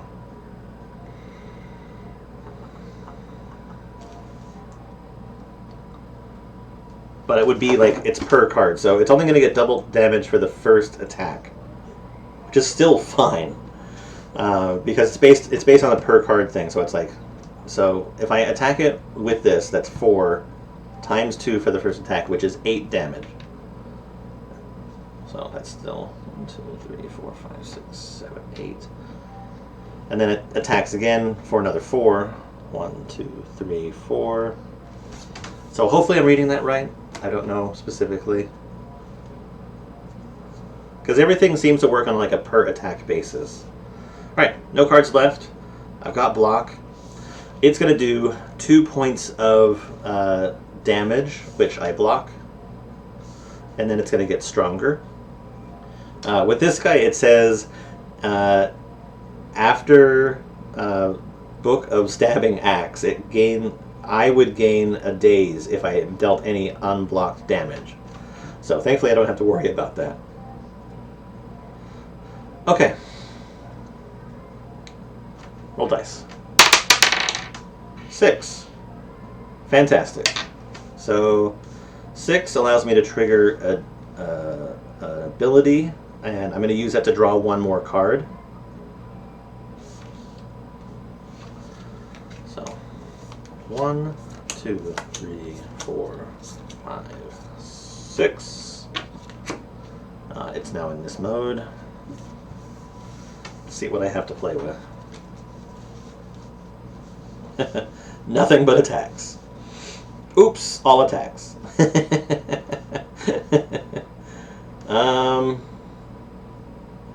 That's okay though. Okay. Obviously we play flex. And we get strong. We play anger for 3 points. 1, 2, 3.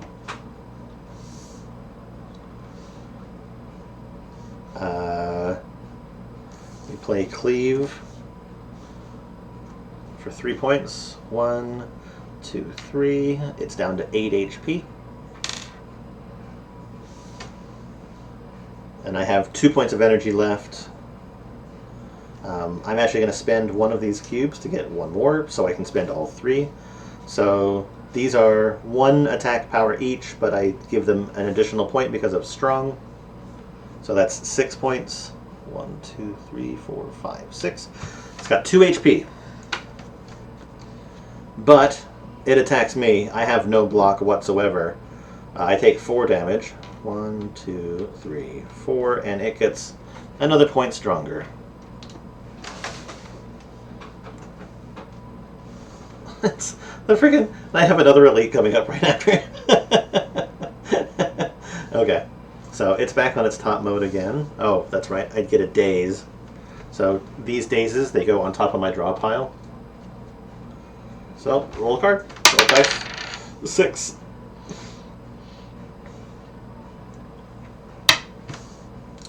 I'm going to use that to draw an extra card to basically adapt for the days that I just received.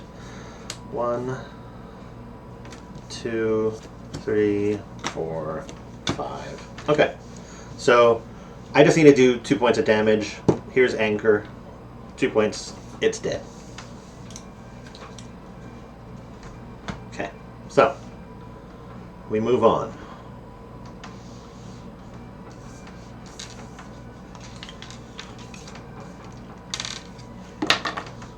Right, so I get 2 gold.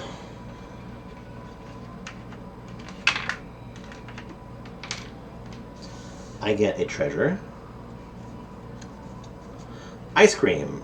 Start a turn. Gain your leftover energy from the last turn. Max energy is 6. I love ice cream.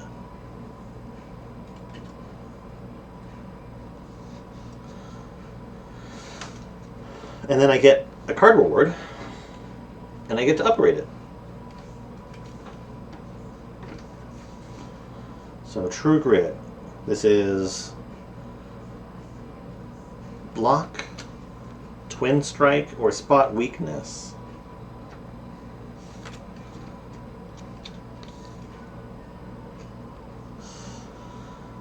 think True Strike might be it.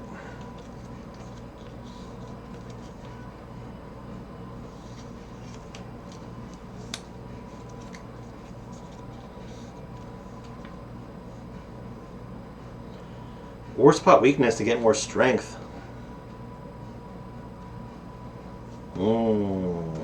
Which one shall it be?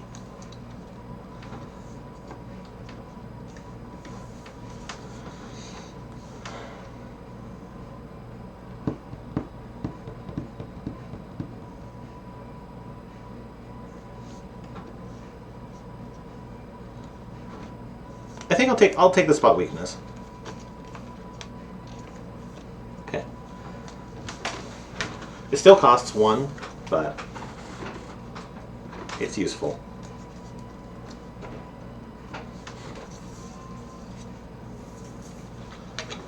Alright, so we're heading to a campfire. I could skip it and smith a card, but we're going against an elite next, so I'm going to take the 3 healing, so I'm back at full. Thank God. And we're going to go into another elite battle.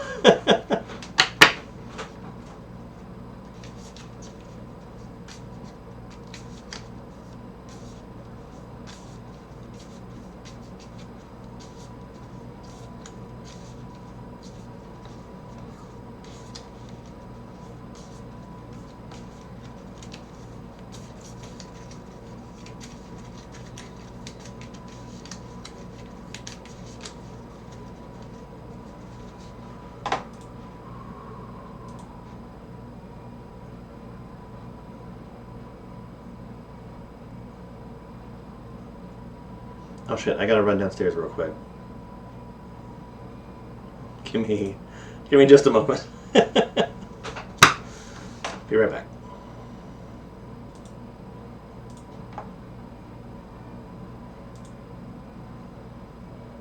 Does this play on all screens or just the one?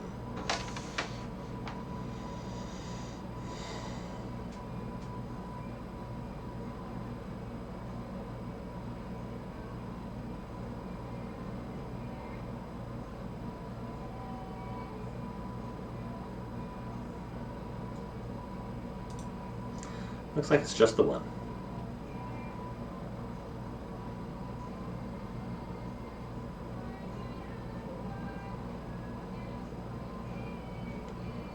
Okay, be right back. Need more water too.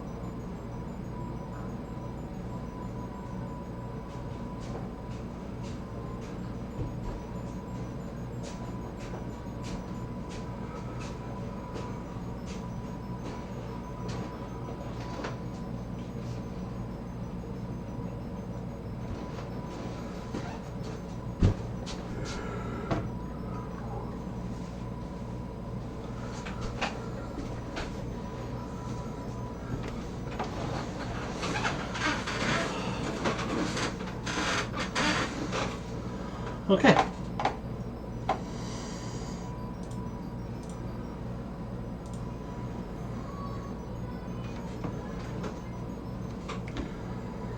Went ahead and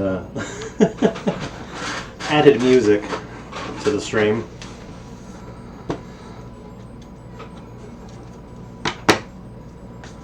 It's one thing I forgot to do while I was downstairs previously.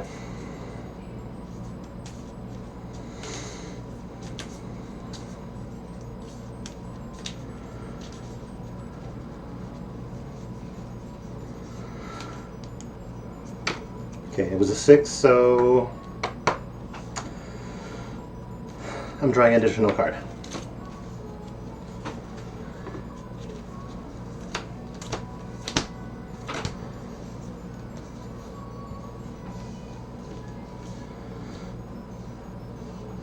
Oh, I need an enemy.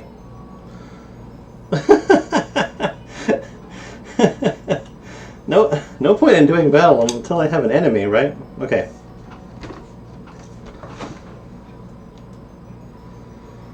Oh shit. It summons...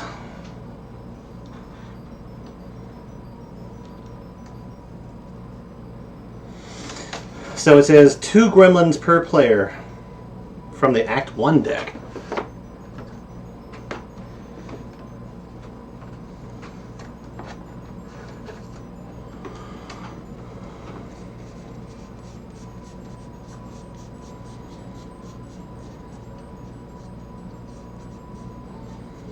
Well, how do I choose? I guess we'll just do it random.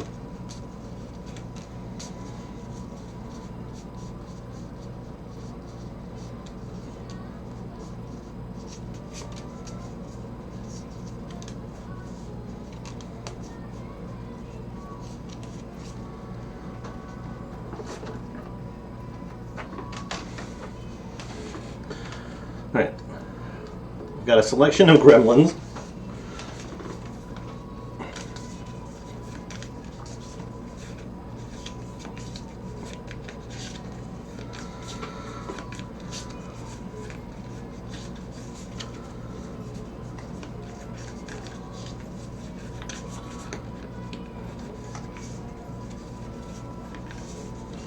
Okay, so 1 and 2.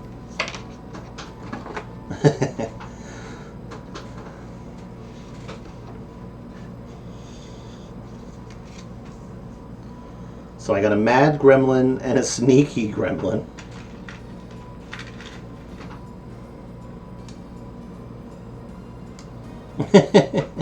I do like the art in these cards. I mean, the fact that it's the same as the art from the game is just fantastic. Okay. Now I can play. So, I have Flex, which I haven't shown it off. There's Flex. It's free. It gets me Strength. So, I'm going to play that Strength. And you know what? I'm going to go ahead and take this once per combat Strength. And just based on like what I'm fighting here, I'm going to go ahead and take the 2 energy. And thanks to Ice Cream, if I don't actually end up using everything, I can still have that energy. So that's great. Alright, so I'm going to double tap. So my next attack this turn will be played twice. And I've got Cleave. So Cleave does 2 damage to all creatures. So if I resolve the first attack, this one is dead. 1, 2, and I have 2 points of strength, so that's 3, 4, 3, 4. And this guy takes 4 points as well. 1, 2, 3, 4. Okay. Then it plays again.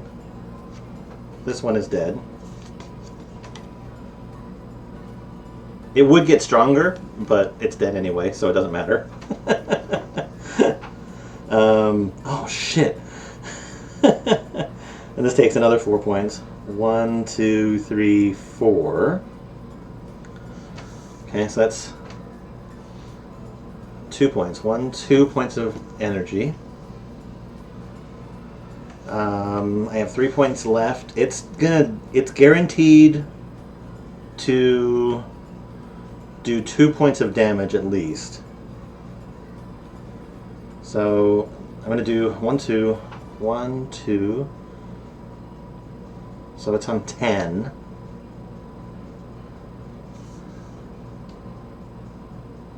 Another 1, 2. 1, 2. It's on 8. And then I'm going to defend. So yeah, I'm just going to use all my energy, and I'm going to give myself 1 point of block. That was pretty decent. Now that I'm like stronger and have better cards, battles like this are sort of less scary.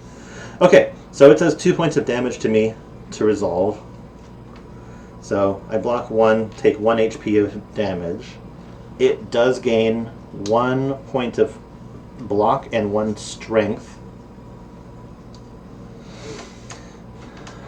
And then we start over. Dice says 1, which does nothing for me, nothing for them. I draw 5.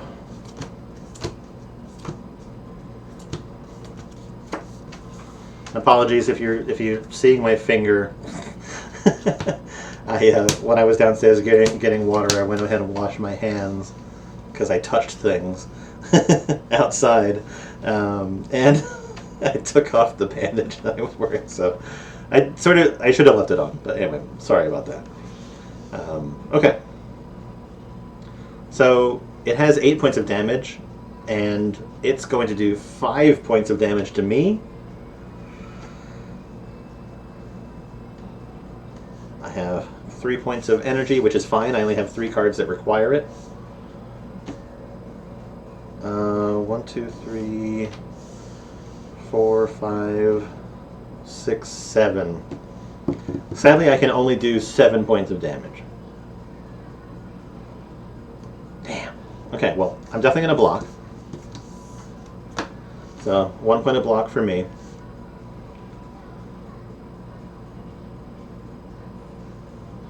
And then this can only be played if every card in my hand has an attack.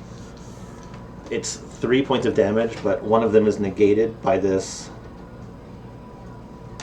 block. So 1, 2 points.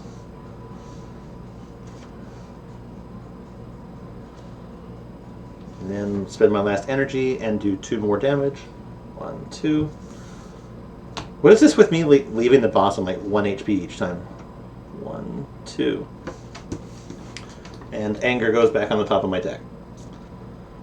Okay, so if we resolve everything now, it's going to do 5 points of damage, but it's actually 6 because of its strength. I block 1 and I take 1, 2, 3, 4, 5. Jesus. Alright. Next turn. A 4. Thank fucking God. So 4 gives me 1 point of block and allows me to draw an extra card. So 1, 2, 3, 4, 5, and 6. So the question here is, can I do 2 points of damage? And yes, I can. So it is dead.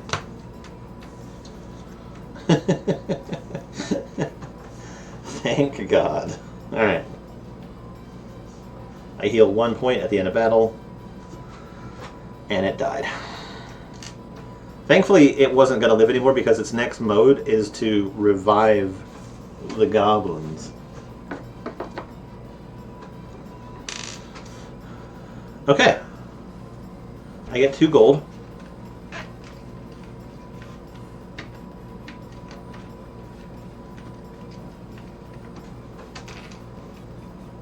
Oh, a little pile of treasure over here. I get 2 gold, I get 8 treasure. Necronomicon. Next attack you play this turn is played twice. So that's just like a relic ability that lets me play an attack twice. I like that.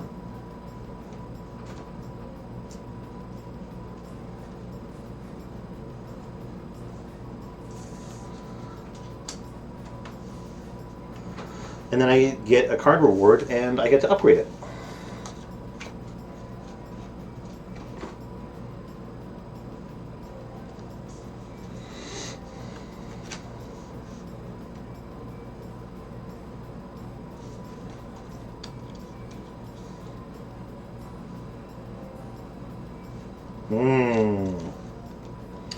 have been wanting to draw cards. I have another cleave. And I have blood for blood.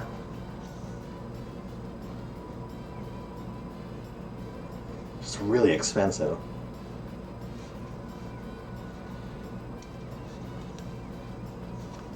Okay, I'm going to take Warcry because, again, I've been wanting to draw cards, and drawing cards is really important for me to do more damage, especially with all my zero-cost cards. So, we're going to take Warcry, and we're going to upgrade it. Warcry becomes Warcry Plus, which is 3 cards. It is an exhaust, though, so sadly I don't get to keep it. I was hoping that the exhaust would disappear if it upgraded, but it does not. Okay. There we go. 2 elites in a row, kind of. Alright, we're going to a store. I hope this is profitable for me.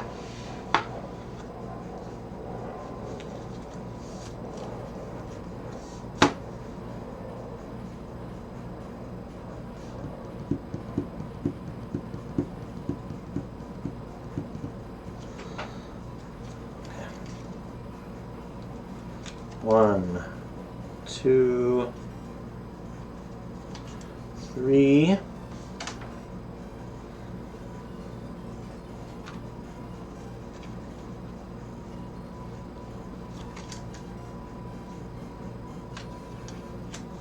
One, two, three, and then card rewards. Ooh, another flex.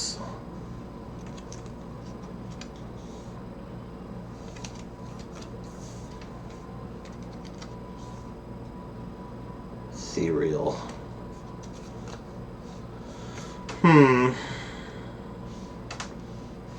I have 1, 2, 3, 4, 5, 6, 7, 8, 9, 10. 10 gold.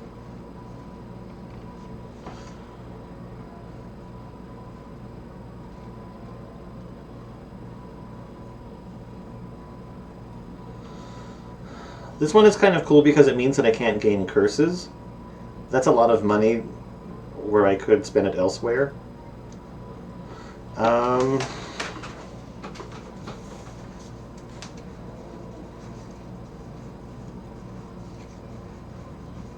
One, two, one, two. Okay. So I'm going to do my card removal. So I'm going to pay 3.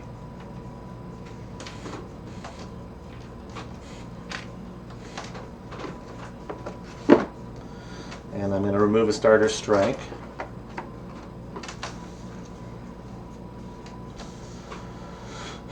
And I'm definitely buying this flex.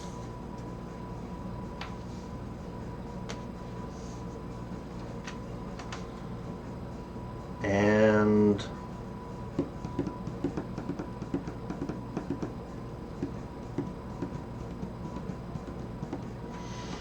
I'm going to pay 4 because it's on sale. And I'm going to buy the Omomori. And I'm going to prevent any curses. So, there we go. These are going to go back.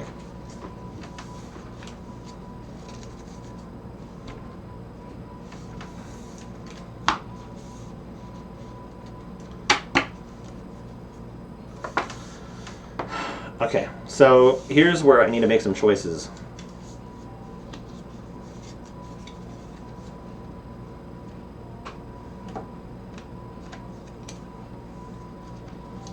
I'm currently at 5 health, which is not super healthy.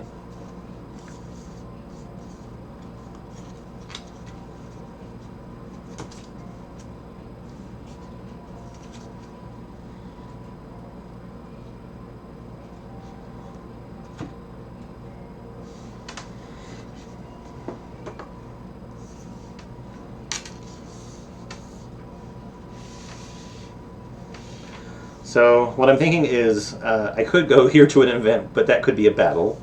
And then this is a shop, but I don't have any money. So I think what I'm going to do is I'm going to guarantee that I go to a battle, and then I'm going to take my chance with 2 more events. So I'm going to go to a battle.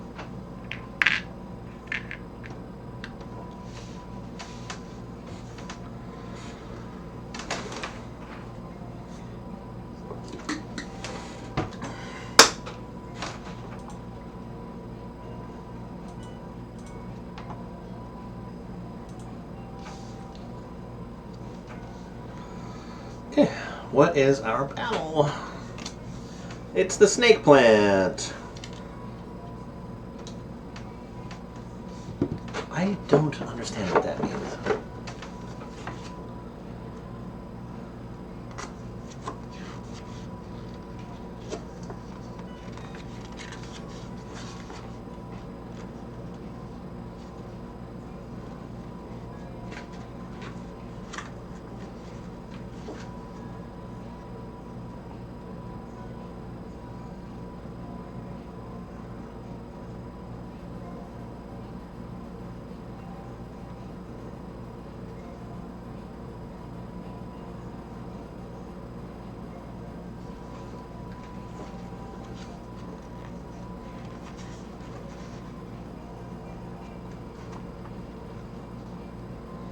Oh, I played my multi-hit thing.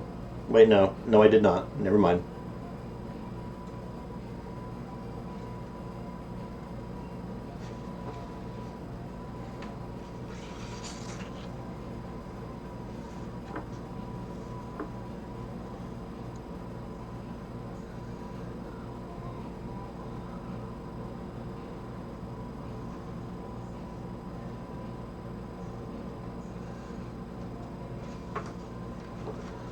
There's something I have to understand about the HP for enemies.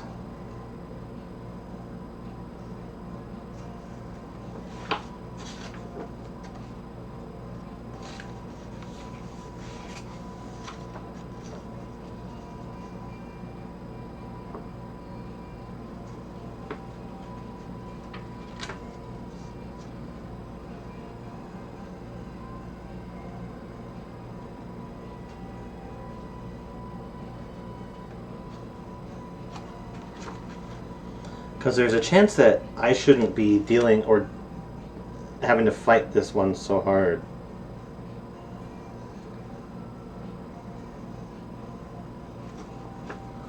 Or that the HP could be... Okay, starting HP, put a cube on numbers with yellow outlines. Oh, I understand. So I actually was cheating. This one doesn't have 10 HP, it has 17. Okay, well, that makes more sense.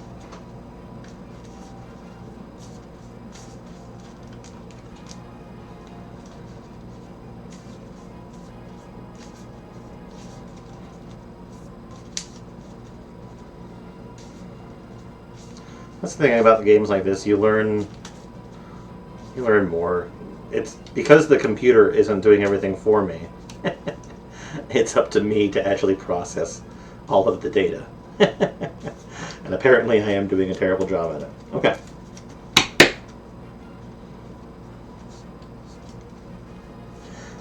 We roll a dice. 5, so it intends to weaken me. Which, honestly, I'll take it. I will take being weakened. I rolled a 5, so that gets me an automatic point of block. And nothing else. 1, 2, 3, 4, 5.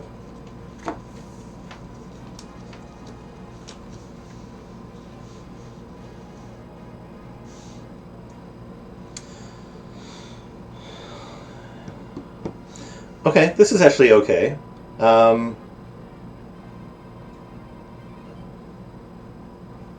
I have Shrug It Off, which allows me to draw a card.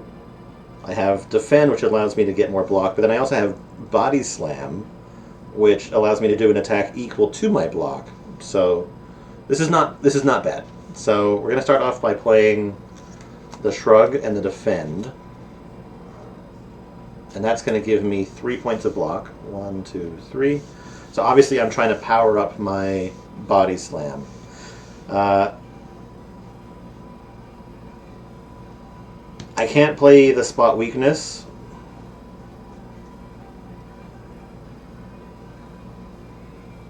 Right? The dice, it has to be on... Yeah, it has to be on the dice, so I can't play spot weakness.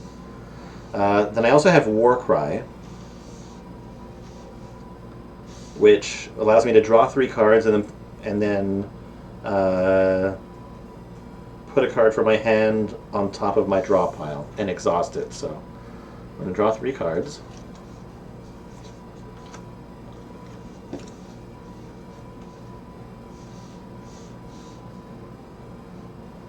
And then, yeah, I guess I'll put this on top of my draw pile, save it for the next turn. Okay. I have Rage now, which allows me to get 1 block for each attack in my hand. I have 3. So 1, 2, 3.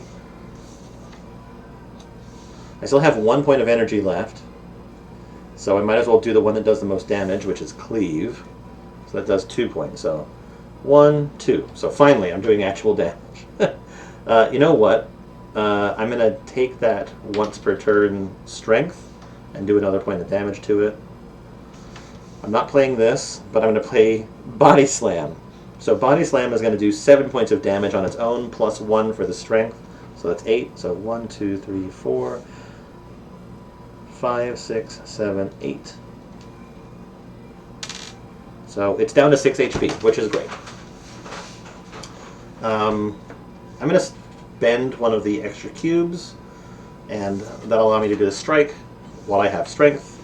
So that's 1, 2. So now it's down to 4. And now it can weaken me.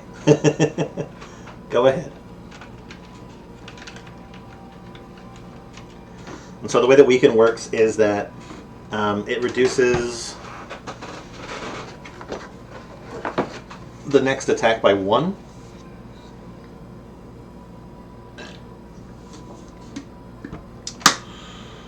And then I remove a token.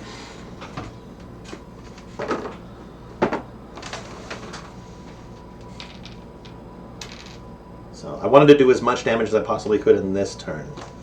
Okay, so let's resolve anything else. Is that it? Okay, cool.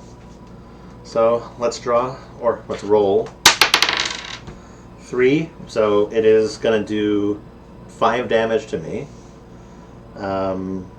I don't get anything from any of my cards here.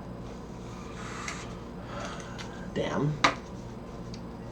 1, 2, 3, 4, 5. It does actually work with my spot the weakness, though, which is good. Okay, can I do 4 damage? I think I can.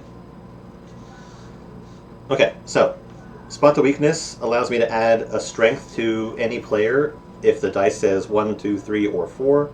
So that is a strength for me. That's one of these.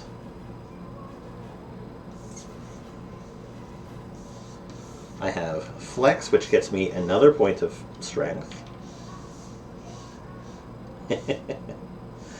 I have Double Tap.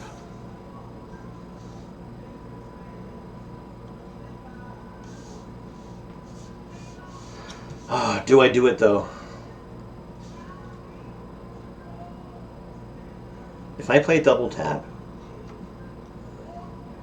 each attack is going to do 1 point less. Each attack is worth 3, so I'm going to do 4 points of damage. Yes. Yeah, so play Double Tap, then I play a Strike. And so my attack per strike is 3 because it's 1 plus 2 for strength. Then it's minus 1. So yeah, it's 2 per. So 1, 2, 1, 2. So yeah, it's dead. Thank God. I did not want to take. I would die. Like if I had gambled incorrectly, I would have died. Okay, so I get 1 gold, and I get a card reward.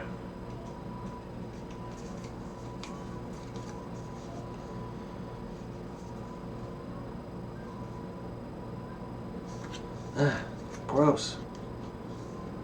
Oh, I do heal 1 point.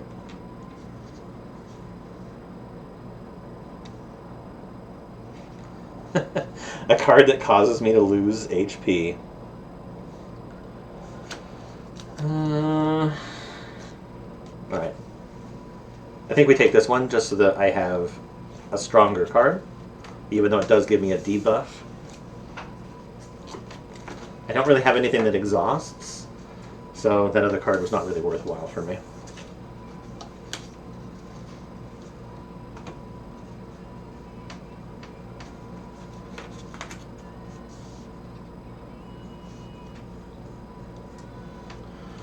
Okay, here's hoping that I don't get another attack. So, as we move up, I've got... I don't want to go to the shop. I'm going to go to an event. First event is a note for yourself. Behind a loose brick, you find a folded card. It reads, "The heart awaits." This is your handwriting. So, exchange, give a player a card in your deck. They give you a card in their deck. Take. Gain a card reward from another character's card rewards deck. That character doesn't have to be playing. So I'm going to take. The way I'm going to do it, I'm going to take from the Silence card reward deck.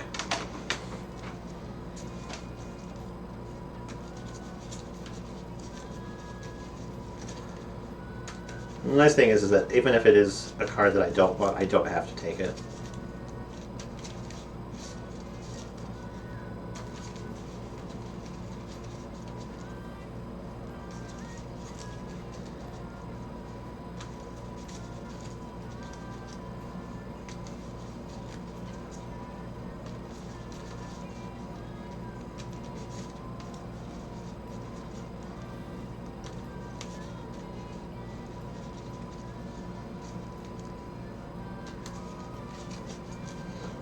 The exchange is kind of interesting if you were playing like a multiplayer game.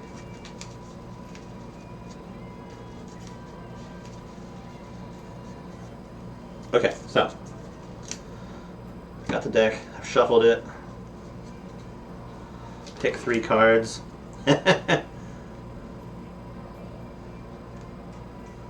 Oh, Blade Dance or Poison?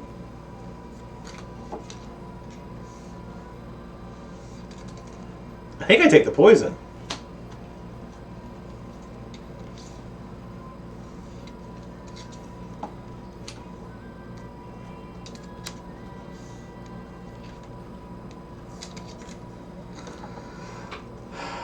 Yeah, I'm taking the poison. Nice.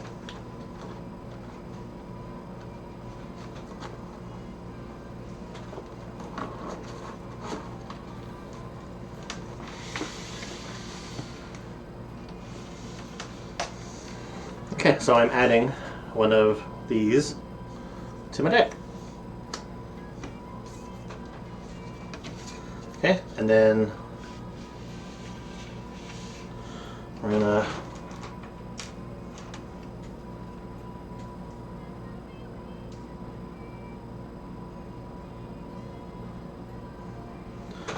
move up to the next event. It says Augmenter. So, hey there, stranger. Interested in advancing science, so drink a vial, upgrade a card, and lose 1 HP. Become a test subject, transform 2 cards, and lose 2 HP. Or leave, and nothing happens. I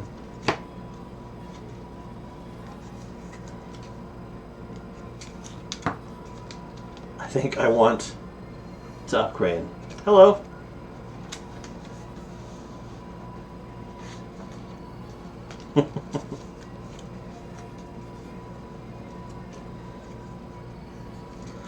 What does double tap become?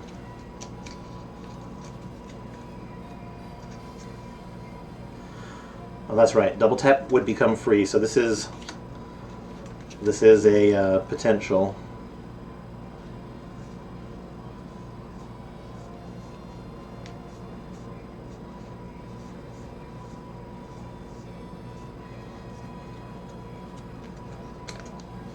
And the other potential is deadly poison.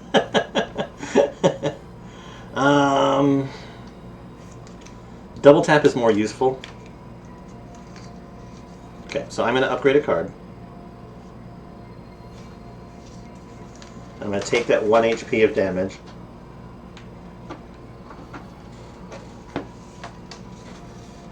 And basically I took it only because I'm coming up to a fireplace.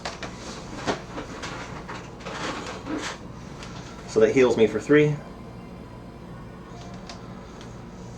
And then we go to the boss. The champ.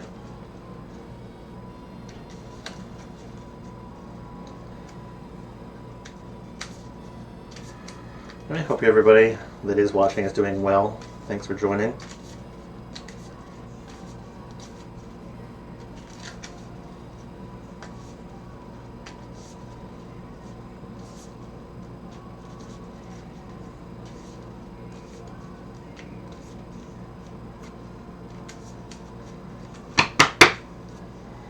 Okay, deck is shuffled.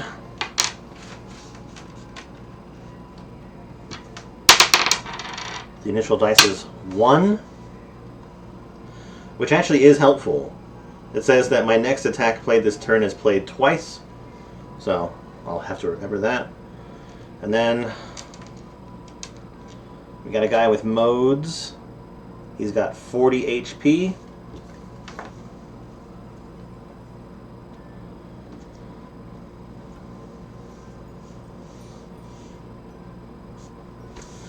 So first turn, he intends to do 4 damage to me.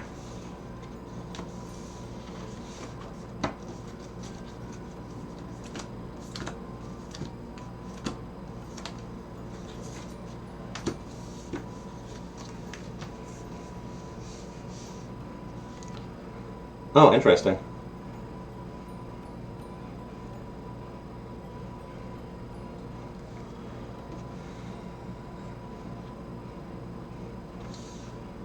Okay, so let's just start off strong.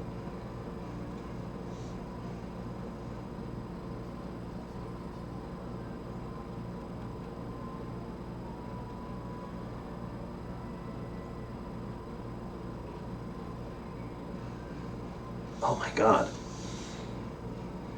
Okay. We're going to flex, which exhausts that. It gets me 1 strength token. I'm going to go ahead and take my initial strength token, or the freebie strength token for this turn. So give me 2 things. Rage gets me a block for each attack that I have in my hand, so that's 2 points of block. I am then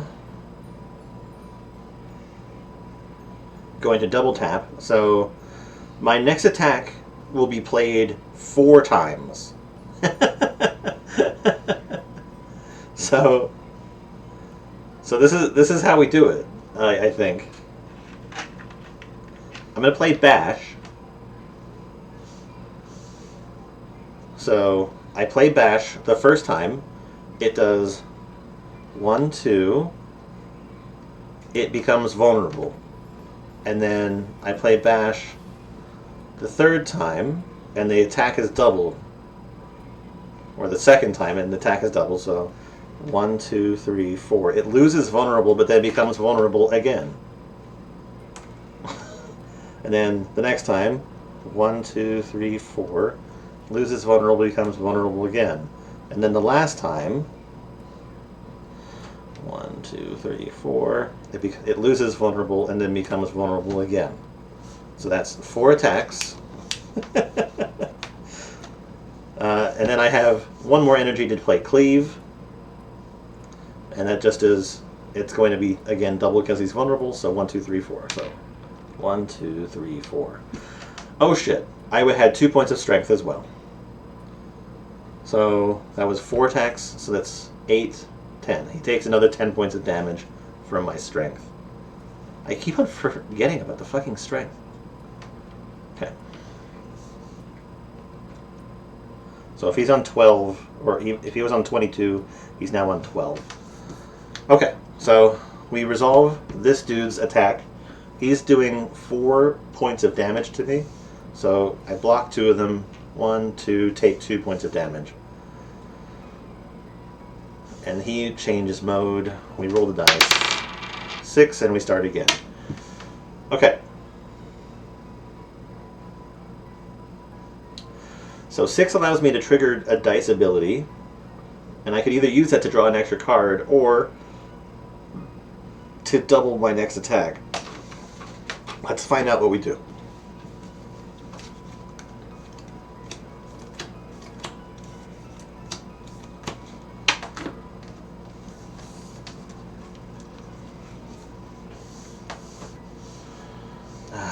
Sadly, this does nothing.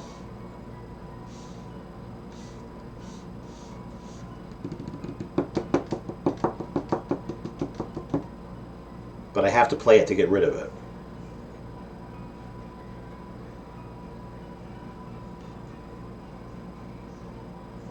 Okay, he intends to weaken me and get stronger this turn. I want to kill him. Right, so we're gonna spend an energy to play spot the weakness. It does nothing though. And then we're gonna pay 1 energy to play a defend.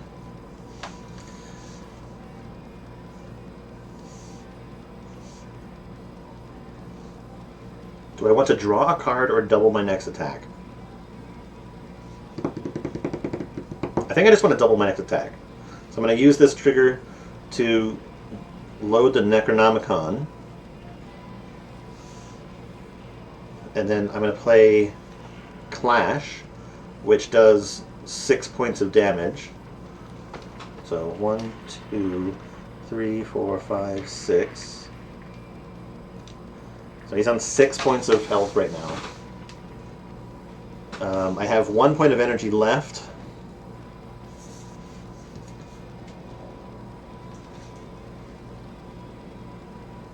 I am going to spend it to play Wild Strike, which does 3 points of damage. 1, 2, 3. It does get me one of these dazed.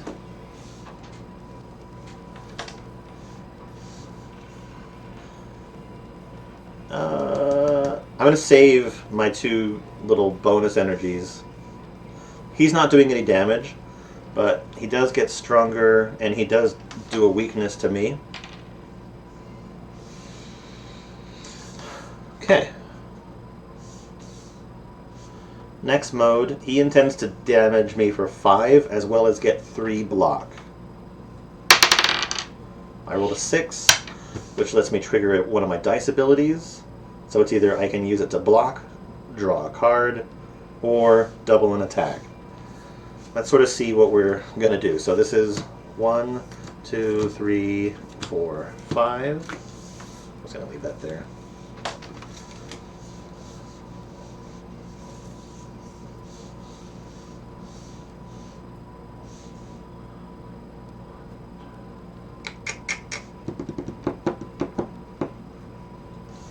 I spend 1 point of energy to shrug it off. That gives me 2 block and allows me to draw a card.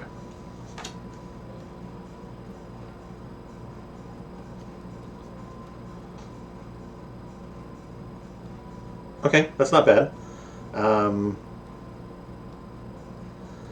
going to play Anger, which goes on top of my deck, so that's 1, 2. He's on 1 hit point. I'm going to pay 1 to play Strike, which does set him to 0. Now here's the fun part.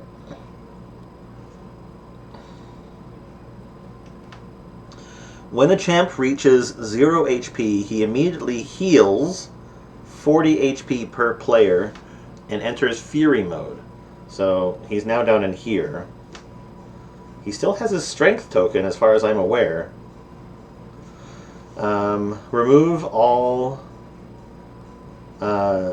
weakness or vulnerability, which he thankfully doesn't have any, so I don't have to worry about that. And he is not going to attack this next turn. Or currently.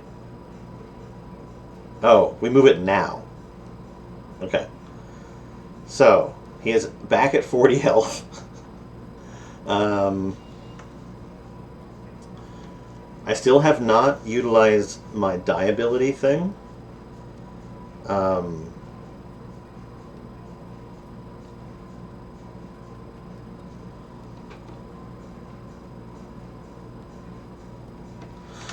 So here's what we're going to do. I'm going to pay an energy to defend, which gets me 1 more point of block.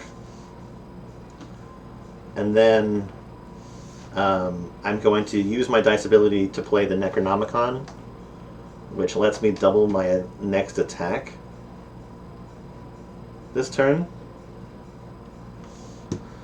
And so this is going to deal 3 damage. I do have a weakness, though, that I should have used probably earlier. Shit.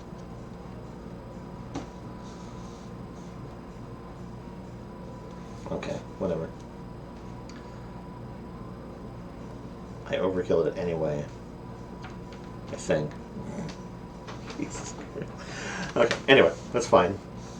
We're going to body slam it. No, I didn't.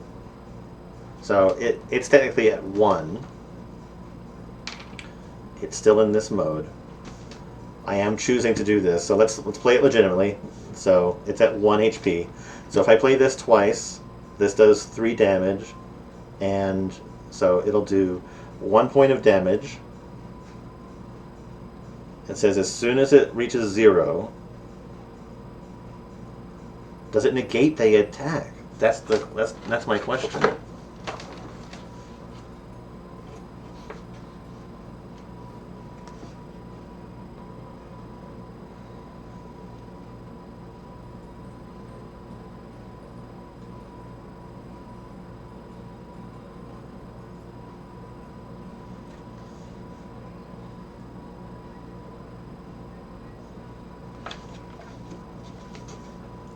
Anyway, I forfeit 1 of those damages, basically. So 3 points sets it to 0, which sets it back to 40.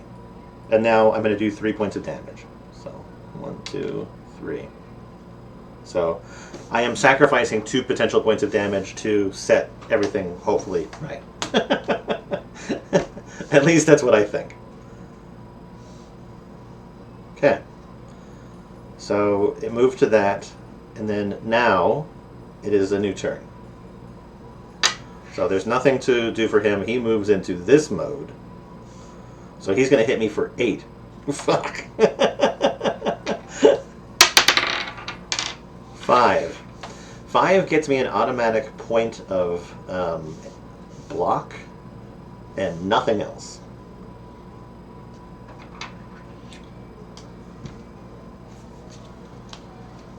One, 2, 3, 4, 5.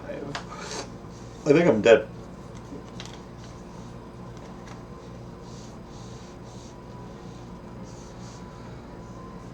Right. First things first.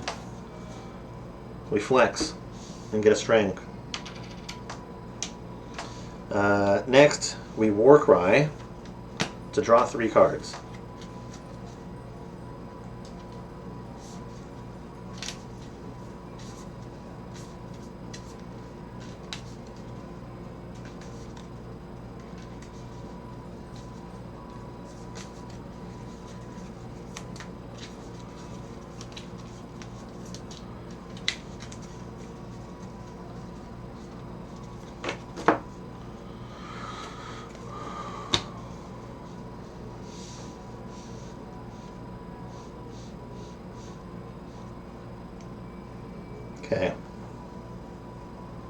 So we have 1 point of strength.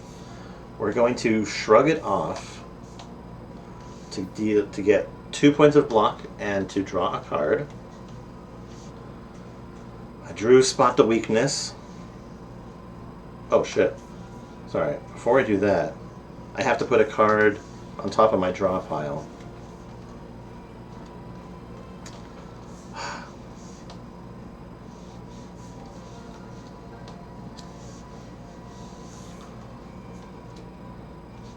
Then I play the Shrug of the Week. Shrug this off. Then I draw a card and get that back. I'm going to pay 1 to poison him. So I intend to do at least a little bit of poison. So 1 poison.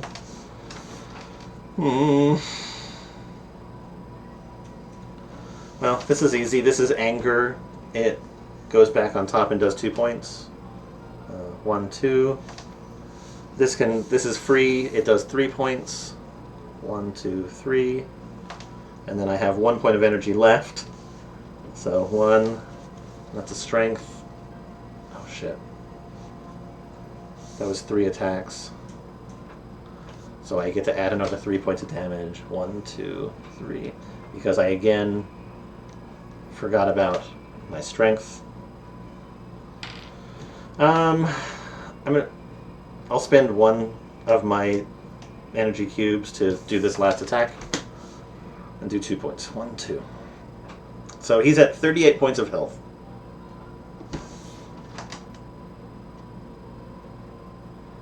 No. 28. I did more damage than fucking that.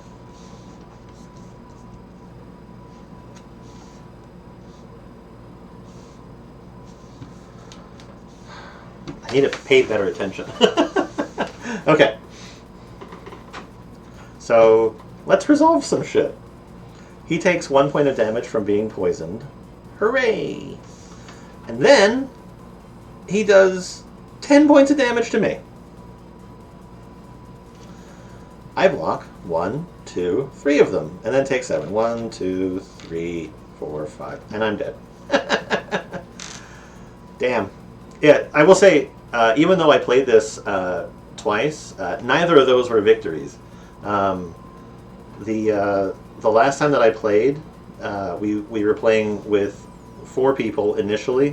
1 person dropped out, which actually is easy to do in this game. As long as you're not like mid-combat, if 1 person drops out, you can just remove them, and it's like they never existed, basically. So, but yeah, with 3 people, we got to the final boss. So Act 3, final boss, and we defeated the first stage of it. But then, as soon as it swapped into the second stage, it was game over. So, but anyway, there we go. That's that. So, I'm gonna put everything away. And then I'm going to do a little clip just talking about the game. Yeah, I do like this game. There's a lot of setup here, but I mean, I think compared to some other games, the setup is, it's okay. It's a bit, but at the same time, I think it's an acceptable amount. Because once you're in, like, the flow, it's really easy to move between the acts. So you only really have to worry about the setup for the first act, and then acts 2 and 3 are pretty easy. And cleanup is thankfully very easy too.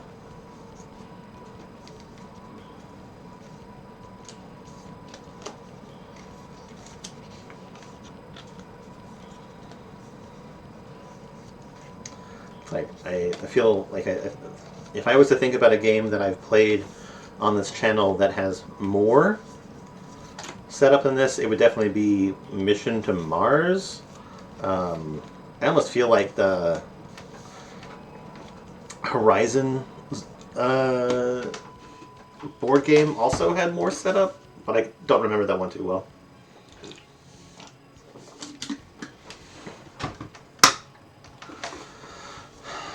Okay, so the first thing that I did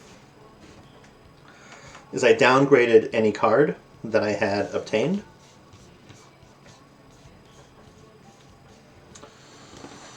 Next thing that I can do is I can get rid of that card that I borrowed from the Silent. And then I'm going to separate my cards into piles based on their rarity. So one pile is the starter cards. The next pile is the uncommon and like I guess they would be uncommon. Yeah, these are all uncommon. And then the last pile is for any rare card rewards, if I got any.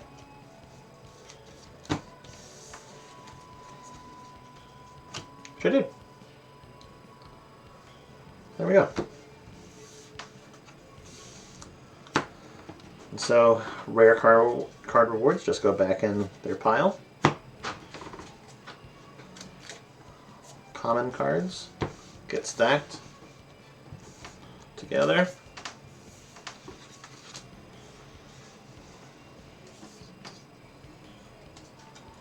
I'm sad that I didn't even make it to the third act. Yeah, issue with this one was definitely the fact that the guy regenerates.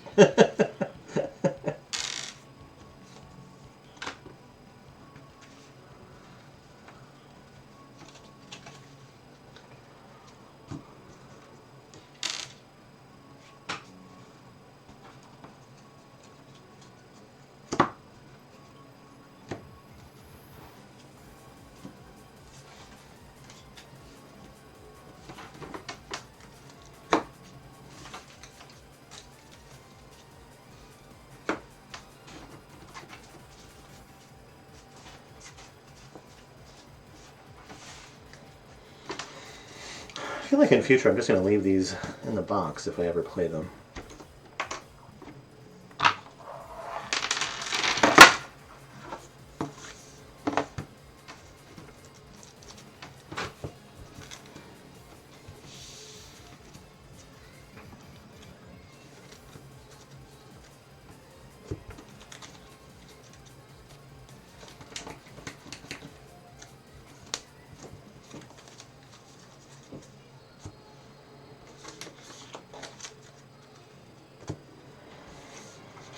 I'm just trying to make myself some room.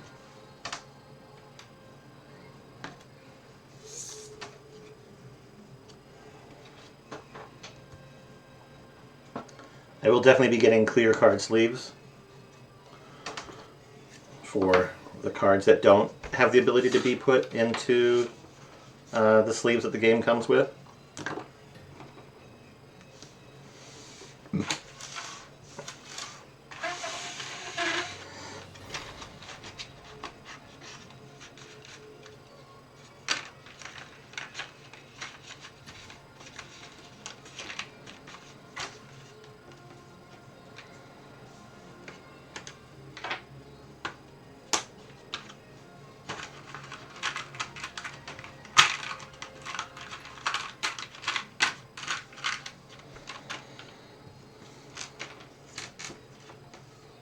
Yeah, you even have this little tray which gives you all the space you need for all the little tokens.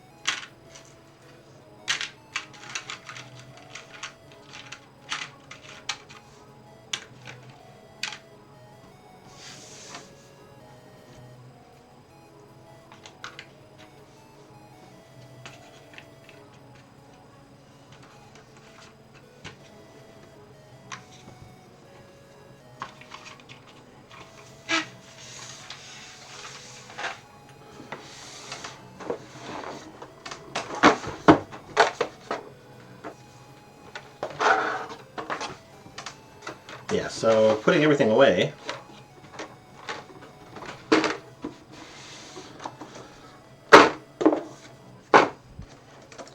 it's pretty easy. So you get this super, super nice, like this is what it comes with. This game wasn't even that expensive either. It was, I paid 80 bucks. Which, I mean, you might think is expensive, but honestly, like, for everything you get with this game, 80 bucks is like a steal. In my mind. And heck, you might even be able to get it on sale certain places if you get lucky.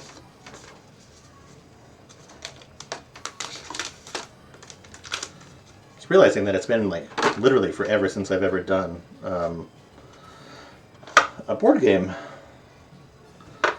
Anyway, you have little places for each of your characters, even for like these little tiny cards. There's a slot for them.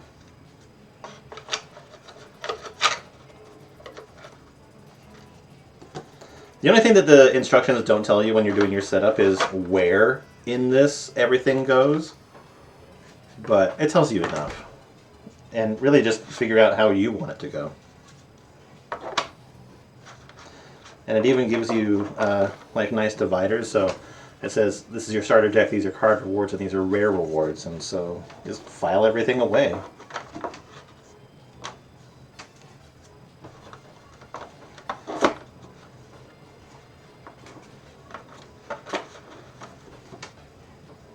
And then for all these cards here, so these are the summons. Again, there's just dividers, so summons, encounters, events, and elites. And then back here we got our dazes, our curses, and our status.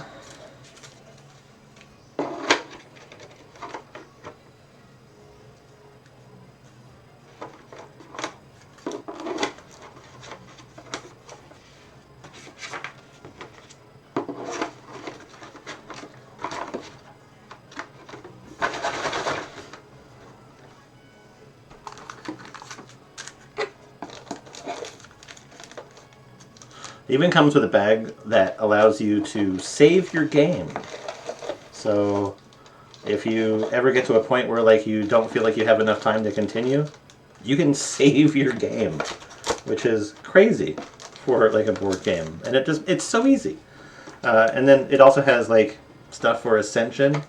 So these are like additional bosses, I'm assuming. Or summons for bosses. You have Ascension cards. We even have unlocks, and there's a thing for unlocks. There is a thing for colorless cards once you unlock them. Part of me is tempted to just like unlock everything, but at the same time, it's like if I do that, I feel like I'm just going to be cheapening my experience. So it's like I'll just keep it that way. I'll actually have to earn that, and it's like, yeah, I'm probably not going to play this like all the time, right? Just because it is a lot to set up and everything. But at the same time, it's like it gives me like a goal to do more. And then on top of that, you get this additional other tray, which holds all of the nice card stuff.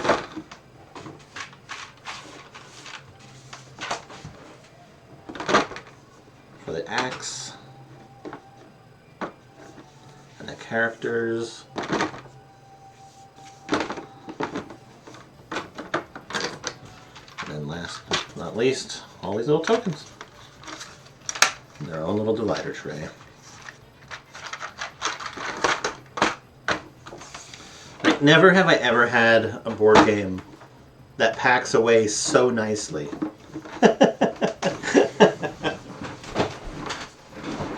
Like, overall, it's such a good experience.